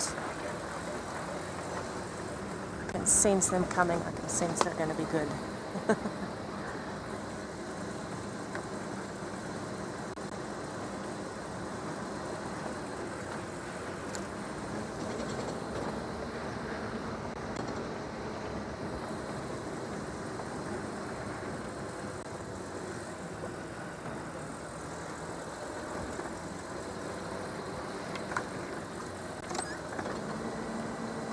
A very cute little duiker.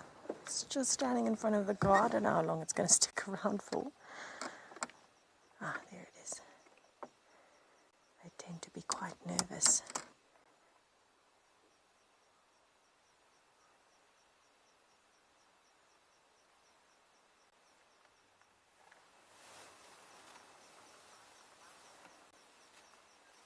So you can see this duiker is very carefully sniffing the air. Oh, I can hear some screeching in the background, possibly hyenas. I'm going to spend a bit of time here listening, and hopefully we find something, but I'm going to send you to Kelly in the meantime.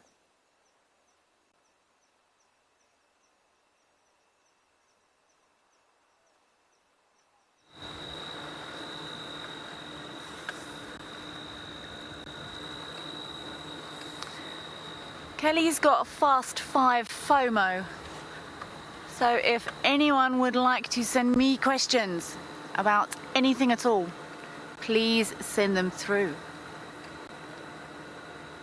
I am slowly cruising around quarantine, watching, listening, smelling. And I'm going to go back around Galago Pan and loop past the dam. I'm crawling. I'm doing 2 kilometers an hour, and I would love to find a bush baby. This is my mission for the rest of the evening. I love bush babies.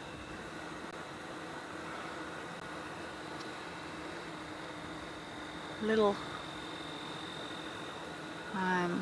they're like little nocturnal monkeys basically, but they're very cute and they're always doing something.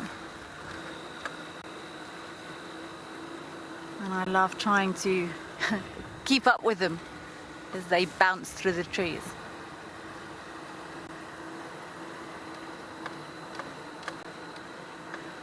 I'm on a mission now, although I have learned the more you wish for, or the more you push. But I'm just gonna check all the trees to see what we find.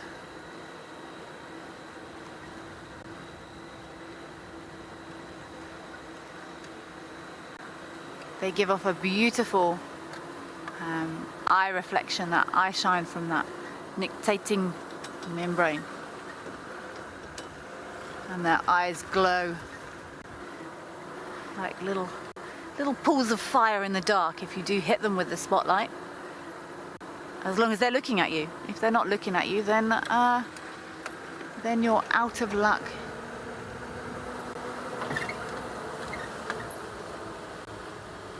I can hear bats using their echolocation systems to hunt little insects.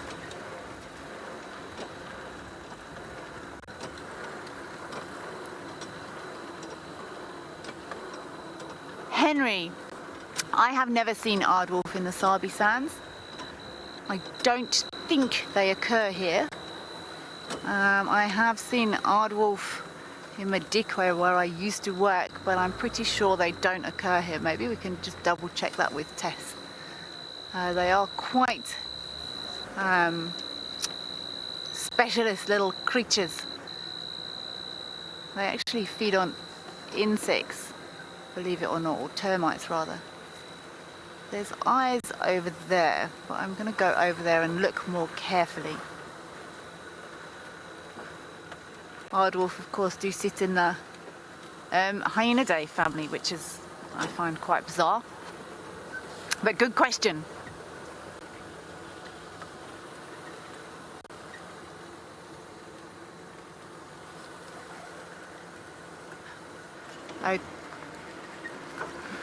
Okay, we've just had some feedback that there's a Inyala barking, that we've picked up the audio from dam cam. So I'm gonna turn around straight away and go back the way I came.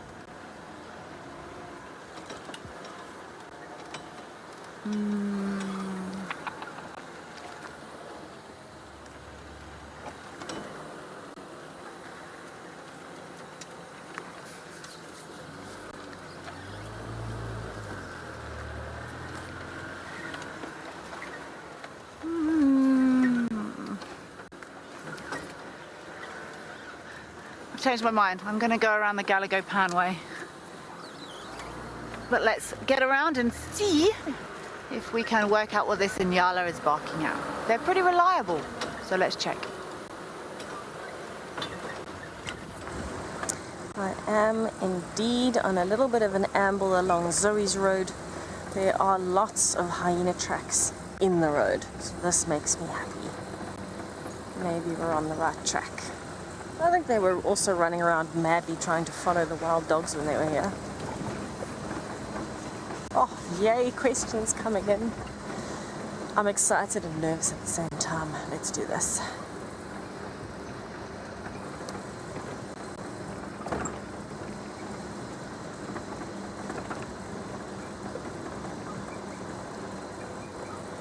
Oh, Cat, that is a deep one to start it off. Famous person.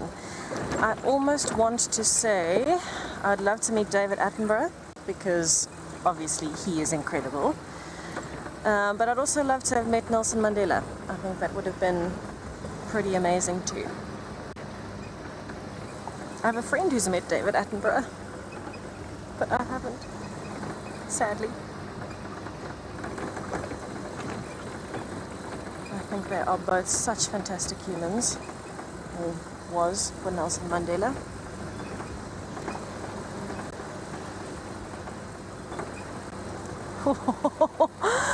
Sue, you guys are asking such intense questions. I love it. Oh, putting me on the spot, Sue. 5-year plan.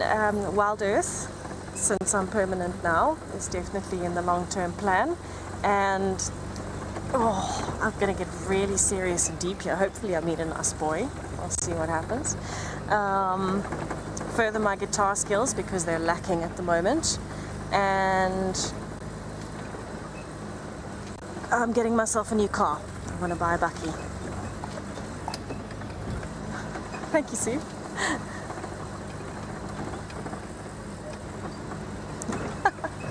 I knew the questions were going to be hectic, but wow. I'm loving it.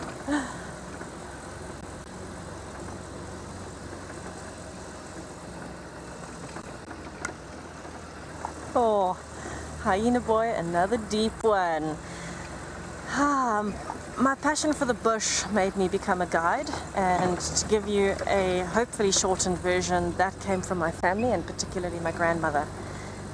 Visiting the Kruger Park every year for holidays, and particularly with her, it was always our most special family time with her because we lived in different towns, so we didn't get to see her as much, and that was always our famous holiday in the Kruger Park, self-driving. And that started a passion, and that passion never died. I've always loved animals, I always wanted to work with them. And I decided I was going to do veterinary, and I decided the bush was my main love, and if I could work with healthy animals and share that with the world and make a difference, I would rather do that. So that's why I chose it, but all thanks to family. I'm very lucky to have a family who shares the same values as me. I suppose they instilled them, didn't they? But how lucky am I that they were these ones? Very grateful for my family. Even my brothers, who might be a little bit more scared of things out here. Particularly the one.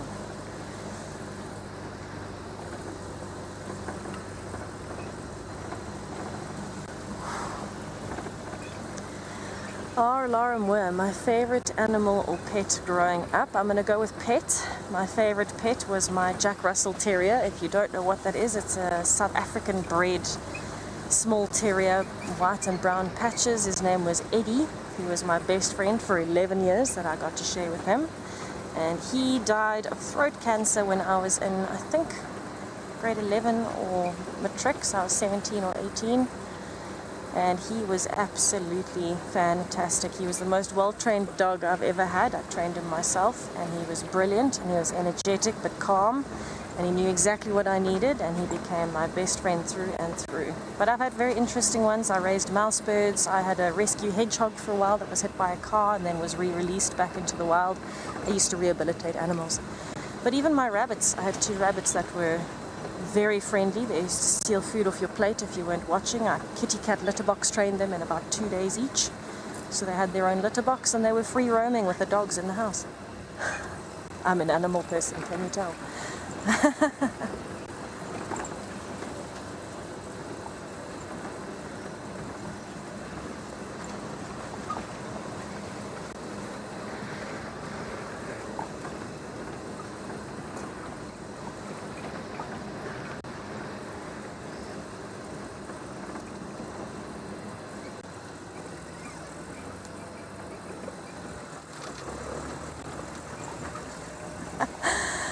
Billy, I don't actually know how to choose a favorite sighting as a guide. I really don't. In terms of with guests especially, I had so many wonderful experiences. But I mean, that includes everything from seeing pangolins to the white lions. But overall favorite that I can tell you absolutely touched my soul in every way and every corner that I did not know existed.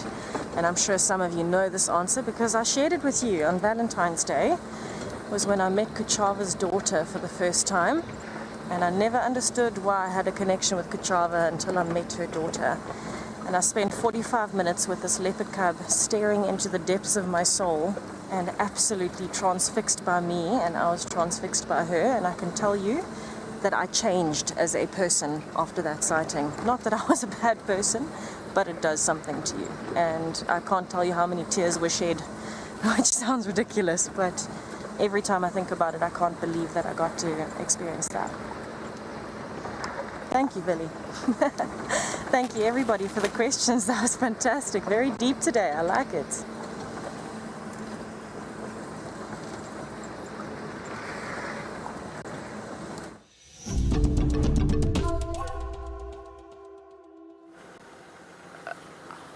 Or is that a special one? I'll tell you. Okay.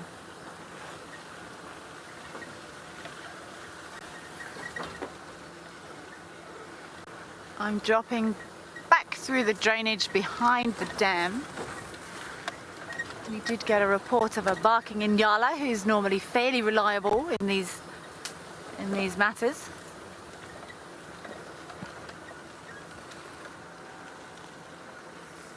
Checking carefully for eyes down this drainage line. Still no sign of a bush baby, but we'll keep looking.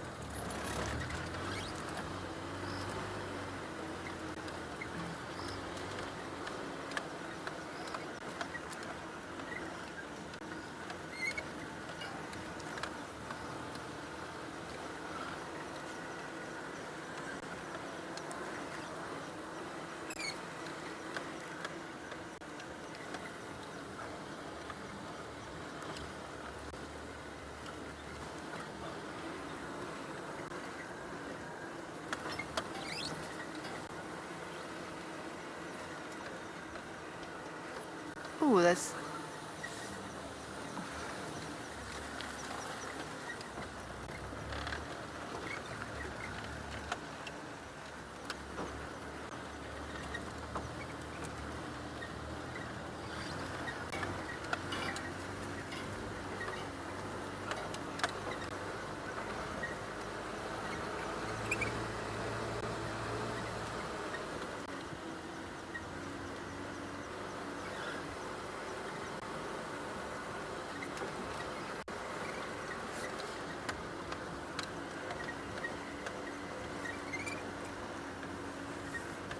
gonna switch off just now and we'll stop and do some more listening, I think.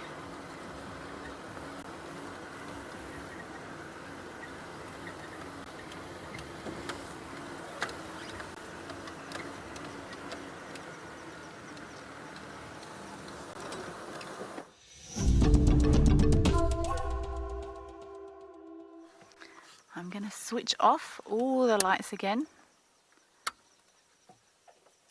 And there's a lovely big tree here that we can maybe have a look at. Oh. And see if there's anything in this tree.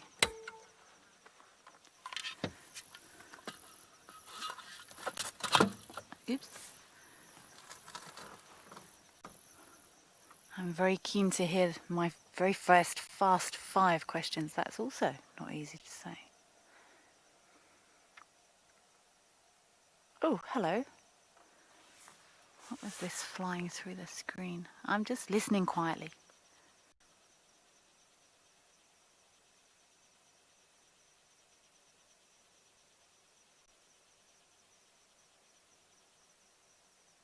I can't hear any sounds from our Inyala.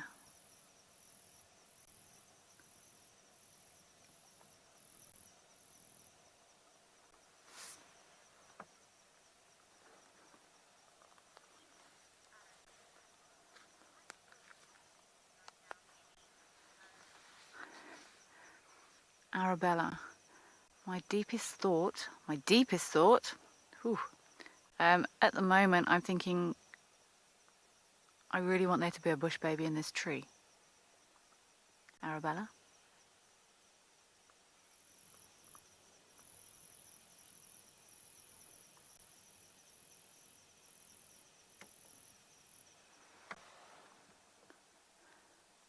We would get eye shine as well from this eye art, so I've switched all my lights off. I'm paying close attention to this screen.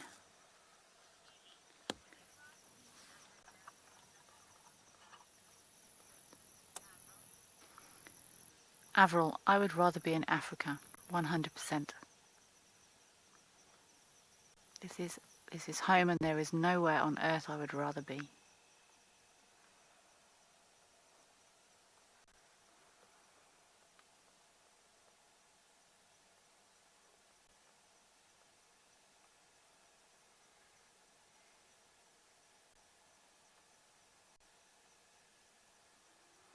Oh, we must all will a bush baby into this tree. I can't hear. I wanted to stop and listen. The dam is just to my right.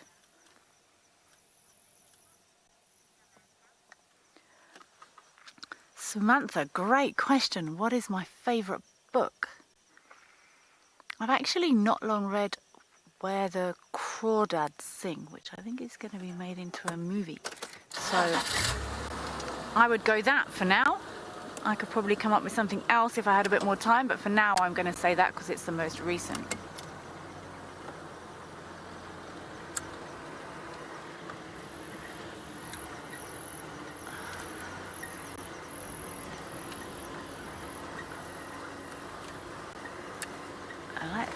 Sorry, I just dropped my spotlight down here.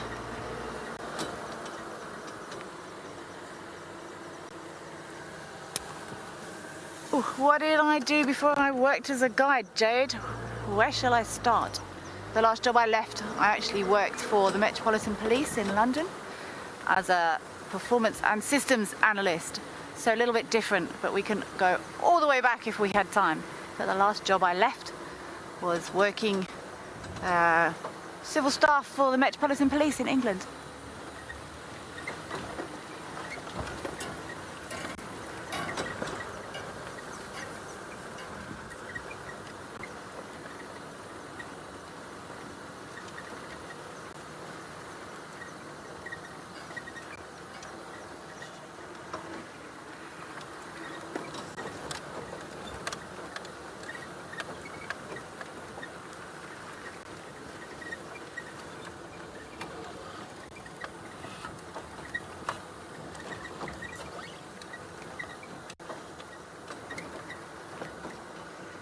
Stevie boy, interesting question.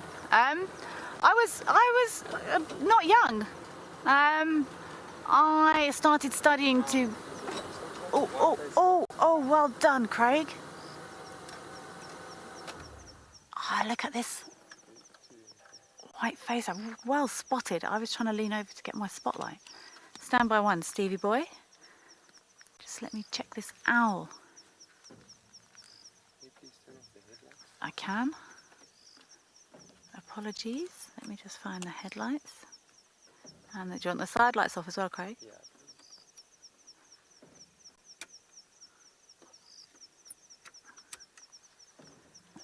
Look at that. This is I'm just going to double check this. A white-faced. Oh, no, I want to check this name change. I know Ben was really keen to find an owl.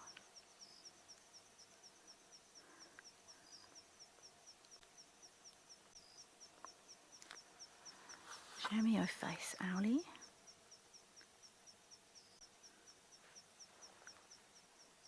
I think this is a southern white-faced owl. This is actually. Oh, look! Look at those eyes. This is very cool. Stevie boy, I'll come back to you.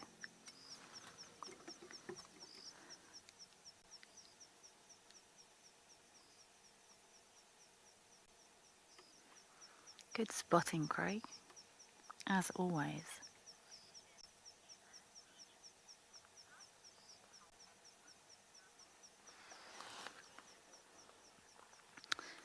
Emma, how big is this owl?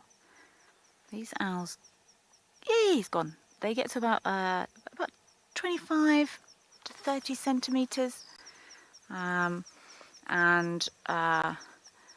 just over 200 grams. But I have no idea how old that owl was, I'm afraid. It was an adult, that's all I can tell you. Good spotting, Craig. Thanks very much. I do like owls. They're very, very nice to see this time of night. Stevie boy, I was 32 when I started studying to be a guide. I was a late starter. Lots of people come into this industry aged 18, and by the time they get to my age, they've got 20, 25 years of experience. I haven't. I'm in this industry 10 years. So yeah, I was a late starter. I've always been nature related, bush related. I'm a horse rider. I did chemistry and biology A-levels at school. And I've always loved nature and the bush.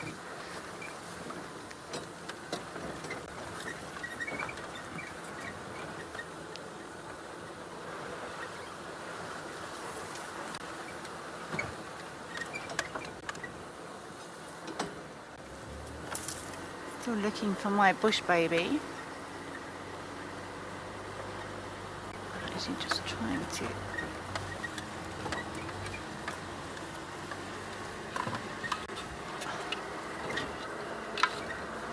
Sugar bits.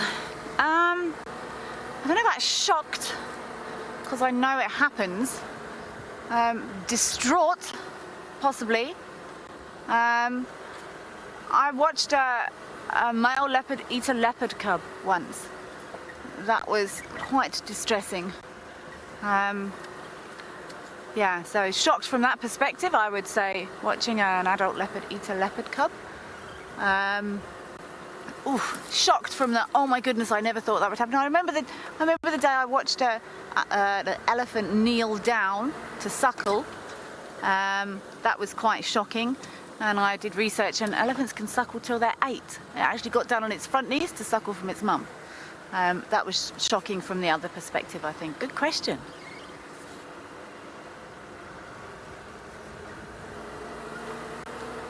I've heard no Inyala whatsoever. I've done a loop all the way around.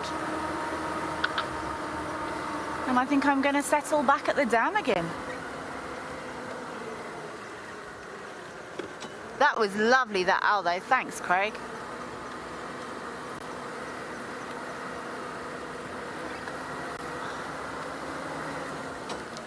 I'm still checking for eyes.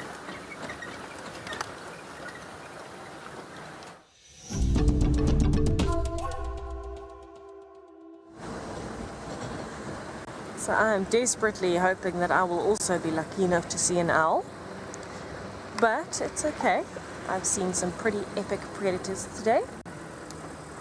I am happy. Even the terrapin stalking up behind the blacksmith lapwing chick.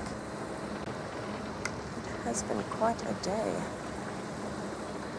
So I am ambling towards the open areas now. I've checked Sandy Patch. And the reason I'm doing the open areas is because this is where the impalas, white-tailed mongooses, things like that should be for the night. So maybe we will get lucky because that will also attract predators. And what I would really love to see here is actually a jackal. I've only seen 2 jackals while I've been at Djuma.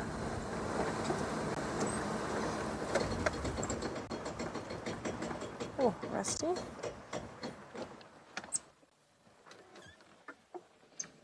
don't know if you heard that. That sounded like a very unhappy elephant.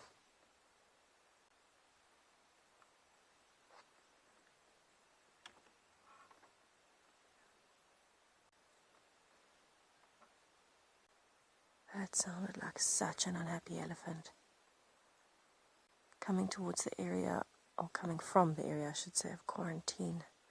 I just want to listen while we are here, because if we hear that again, I'll get a better sense of direction.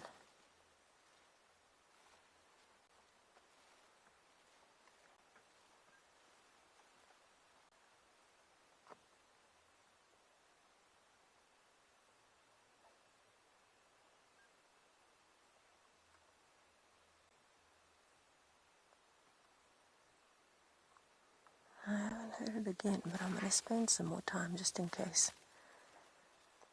It seems like somebody was very unhappy, and I'd love to know why. On an evening like this, you always wonder what's causing things.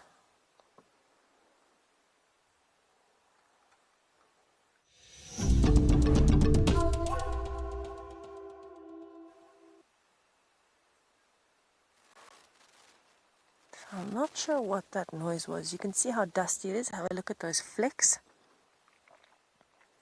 And that's because it's been very hot and dry. Makes it fantastic for us to track. But it makes it difficult for us to see at night. And we heard a very strange noise driving on Vuyatela Access coming from Sandy Patch. It sounded like a very unhappy elephant.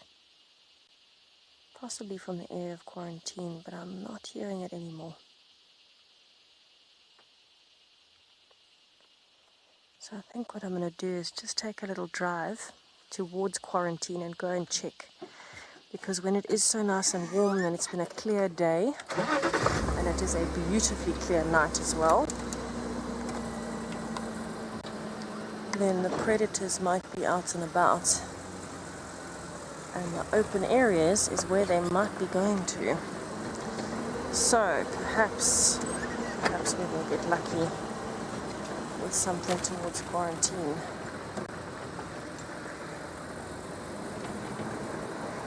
Alright, let me go and investigate this very strange sound that literally made me stop the vehicle while I was driving downhill. While I do that, it sounds like Kelly has found something. Let's go have a look what it is.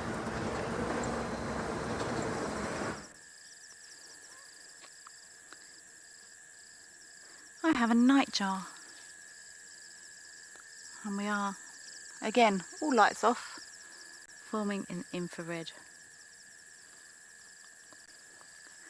Nightjars are notoriously difficult to identify at the best of times.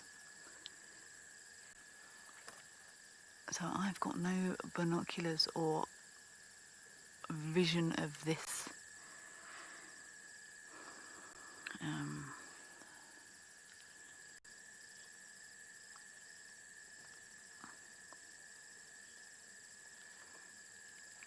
Jenna, there are lots of birds that dance as a form of courtship. The one that springs to mind immediately are our hornbills, and they dance beautifully. They will sit normally on an open branch, a dead branch. See that nightjar? Just caught that bug out of the sky. That's what he's sitting here waiting for. Sorry, Jenna. The one that springs to mind is the hornbills. They will stand on an open dead branch, and often they will face each other, and they spread their wings and they bob their heads, and they've got that very characteristic call that sounds like an engine ticking over. And they spread their wings and they bob and they nod at each other. So that's the one that springs to mind. There are lots of other birds that do it. Lots of birds will display beautifully, actually, to find mates. I'm gonna... Oh, you shouldn't guess birds. My bird tutor will get annoyed. I'm gonna guess fiery neck nightjar. It's the most common we see here. I can see the little white lined patterns on the wings, but then again the square-tailed nightjar also has that. Very cool watching this little bird hunt though.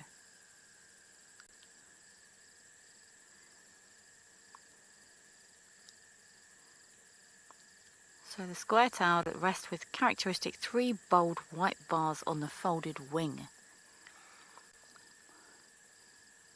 3 bold.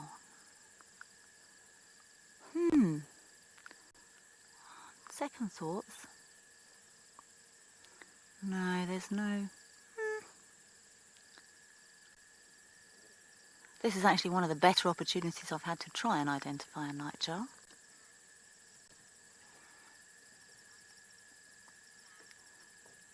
Sam, thank you. It is such an awesome day with great sightings. Oh, there's another view of this nightjar. I'm so glad you could all join us. It really does make all the difference knowing that everyone is out there watching along with us. It makes it very special for us. See, this square-tailed nightjar has got white bands on its tail. And its back. It's so cool watching this nightjar hunt.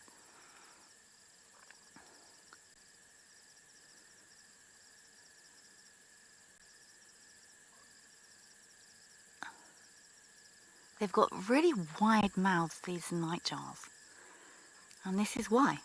Because they're insect feeders.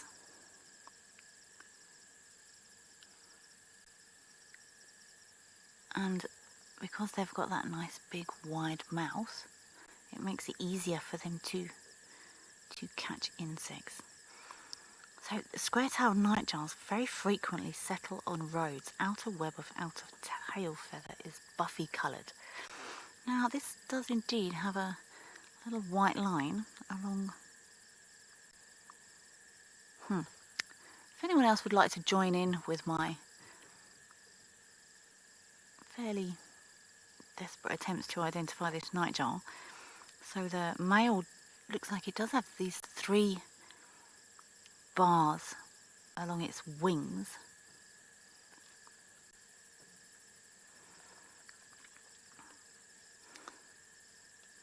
And the fiery neck nightjar key features a broad rufous hind neck collar. Okay, well, I don't think we're gonna pick that up.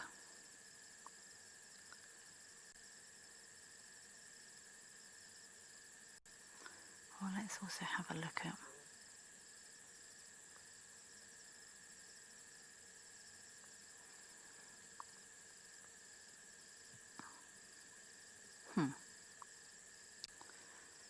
Okay, well,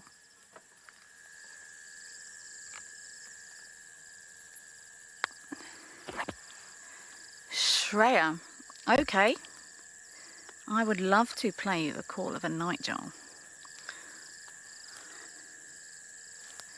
I'm just gonna get this open for you. There's lots of different nightjars here. So this could be, I think this could be square-tailed or fiery-necked, so I don't want to play either of those because I don't want to upset this bird. I don't want to freak it out. Freckled nightjar. This is a very cool sound.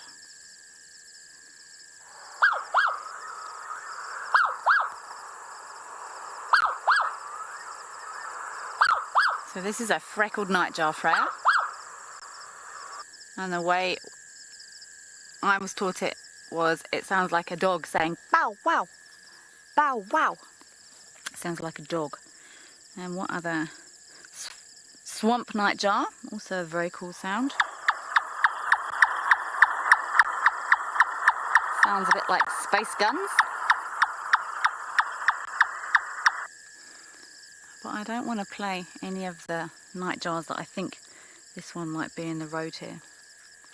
But very, very cool to watch how this bird hunts. Look, it's watching those. Go on.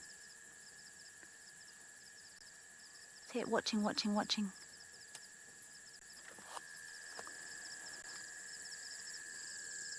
I'm actually just going to have a quick scan. There might be a leopard sitting next to us.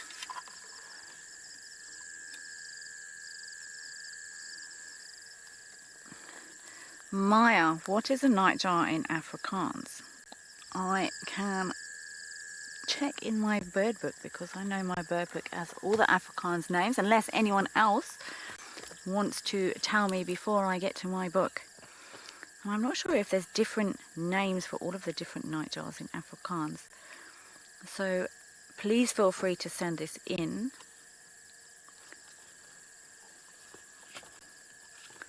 Let's check here. They are all different names. Wow. Okay.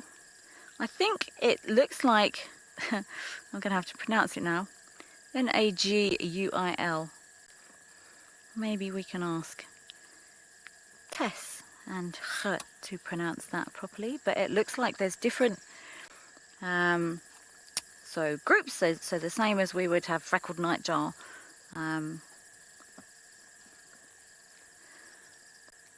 So there's, I think, Naguil is the nightjar, and then it has different prefixes depending on the species. So Naguil.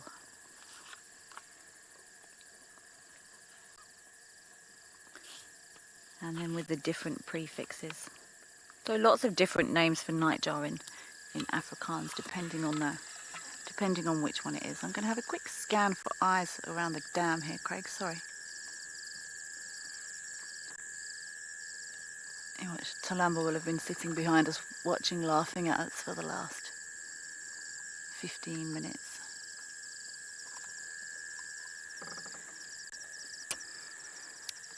I'm going to just stay here, watch this nightjar, see if I can get any identifying features to confirm, and carry on listening.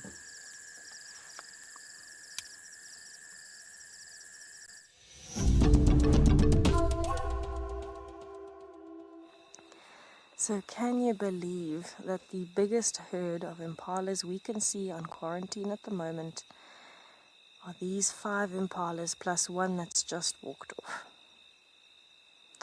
Now they are quite far away from the road, and the fact that all the impalas are so heavily split up tells me something weird has happened tonight. But while they are moving around, this gives us an amazing chance to listen. There are quite a few insects waking up, cicadas and other things. I just want to listen in case we can hear that sound again.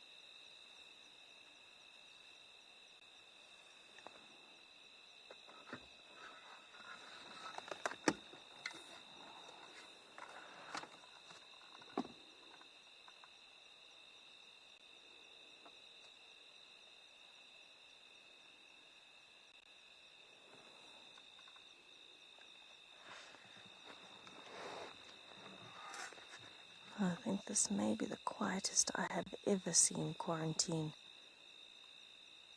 Not even a scrub here. And it seems like no wildebeest. Only the odd impala very spread out. I am fascinated. I wonder what has been happening. Maybe it's the smell of the wild dog still hanging in the air.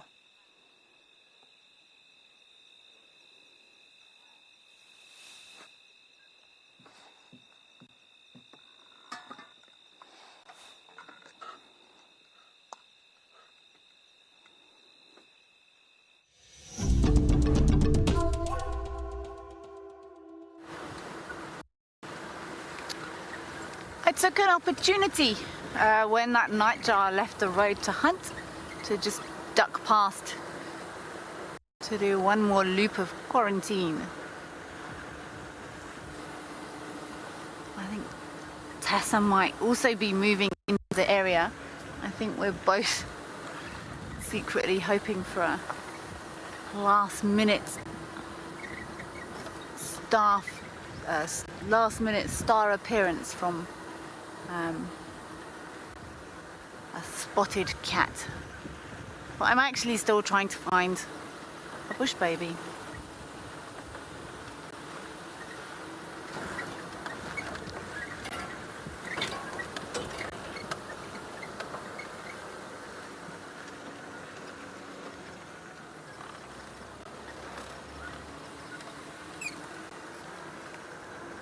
Lola, if there is one person I would want to take on a drive right now, probably my mum. My mum died a few years ago and we did do some drives together. But it would be very cool to be able to take her on a drive because she loved Safari Life, WildEarth. If it wasn't that, maybe, David Attenborough. Oh, that would be pressure. That would be an absolute honour. Maybe a bit too much pressure. Maybe we could just go for Sundowners rather. But yeah, I'll go David Attenborough otherwise.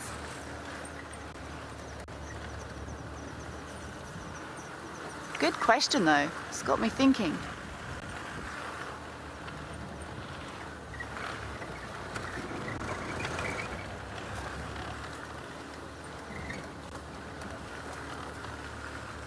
I see Tess has also gone for David Attenborough.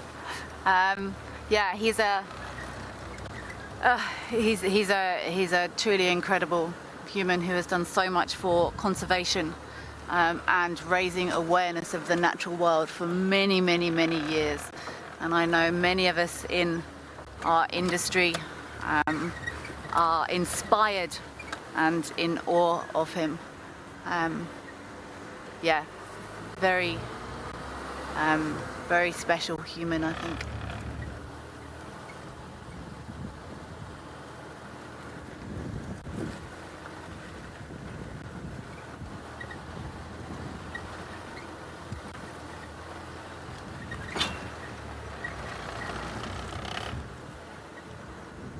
Heard no alarms, no birds getting cross or upset, no impalas shouting.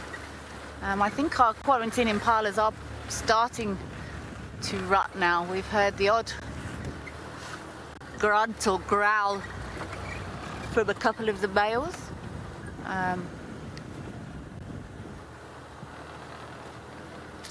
Okay, so I think Tess and I are probably on opposite sides of quarantine, and I bet a leopard's going to walk straight through the pair of us and we're both going to miss him. So let's send you back to Tess.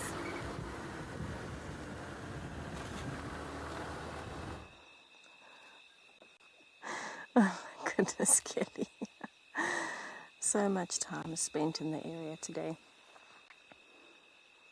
It certainly seems to be a very strange evening on quarantine, I can tell you that much. I think in total there have been maybe 10 impalas across the entirety of quarantine that I drove looking for that sound of the elephant. And they're all spread out and strange. Honestly, I don't even know what to make of it. I really don't. But it is a gorgeous, peaceful evening. The insects are out and about. You can see them flying through the frame. Quite a few of them are landing on my face. So every now and then you might hear some strange noises. It's either me freaking out at the insect landing in my eye or the insect zooming past my microphone.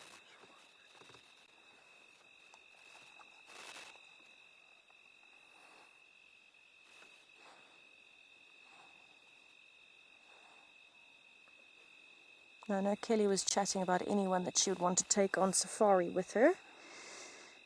Ooh, that's a tough conversation. I think it would probably also be similar for me. I think it would be my grandmother, because she instilled the passion and she was the closest person in the world to me. And she would have loved me being here, so I would give anything to take her on a safari and have her see how far I've come and that it all came from her.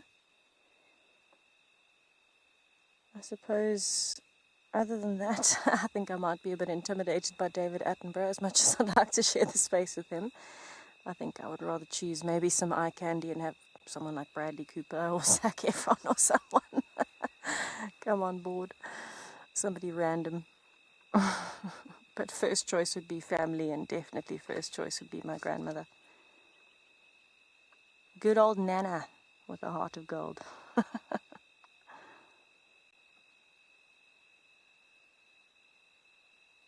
I'm just loving the serenity up here tonight. It's like the whole day has just been so calm.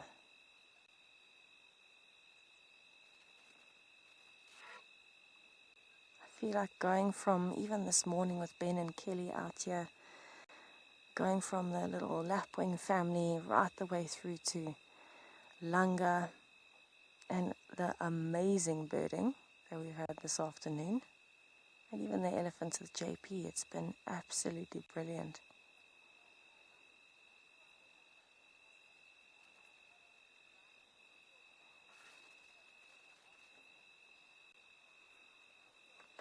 Oh, well, Doug, I'm glad that you enjoyed the birds as much as we do.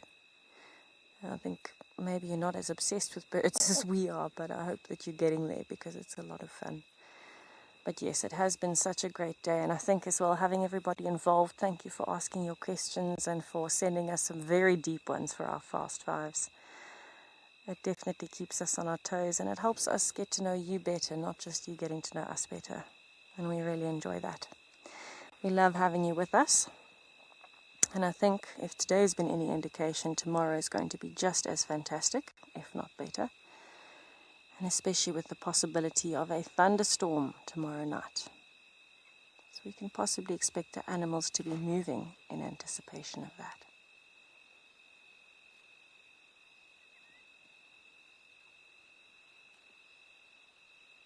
It really has been an incredible day. It's lovely to be back out behind the driver's seat sharing with you. And we're looking forward to having you with us tomorrow. Unfortunately, it is that time of the night and we do have to say goodbye. But join us tomorrow morning and hopefully we can pick up right where we left off and make it just as amazing.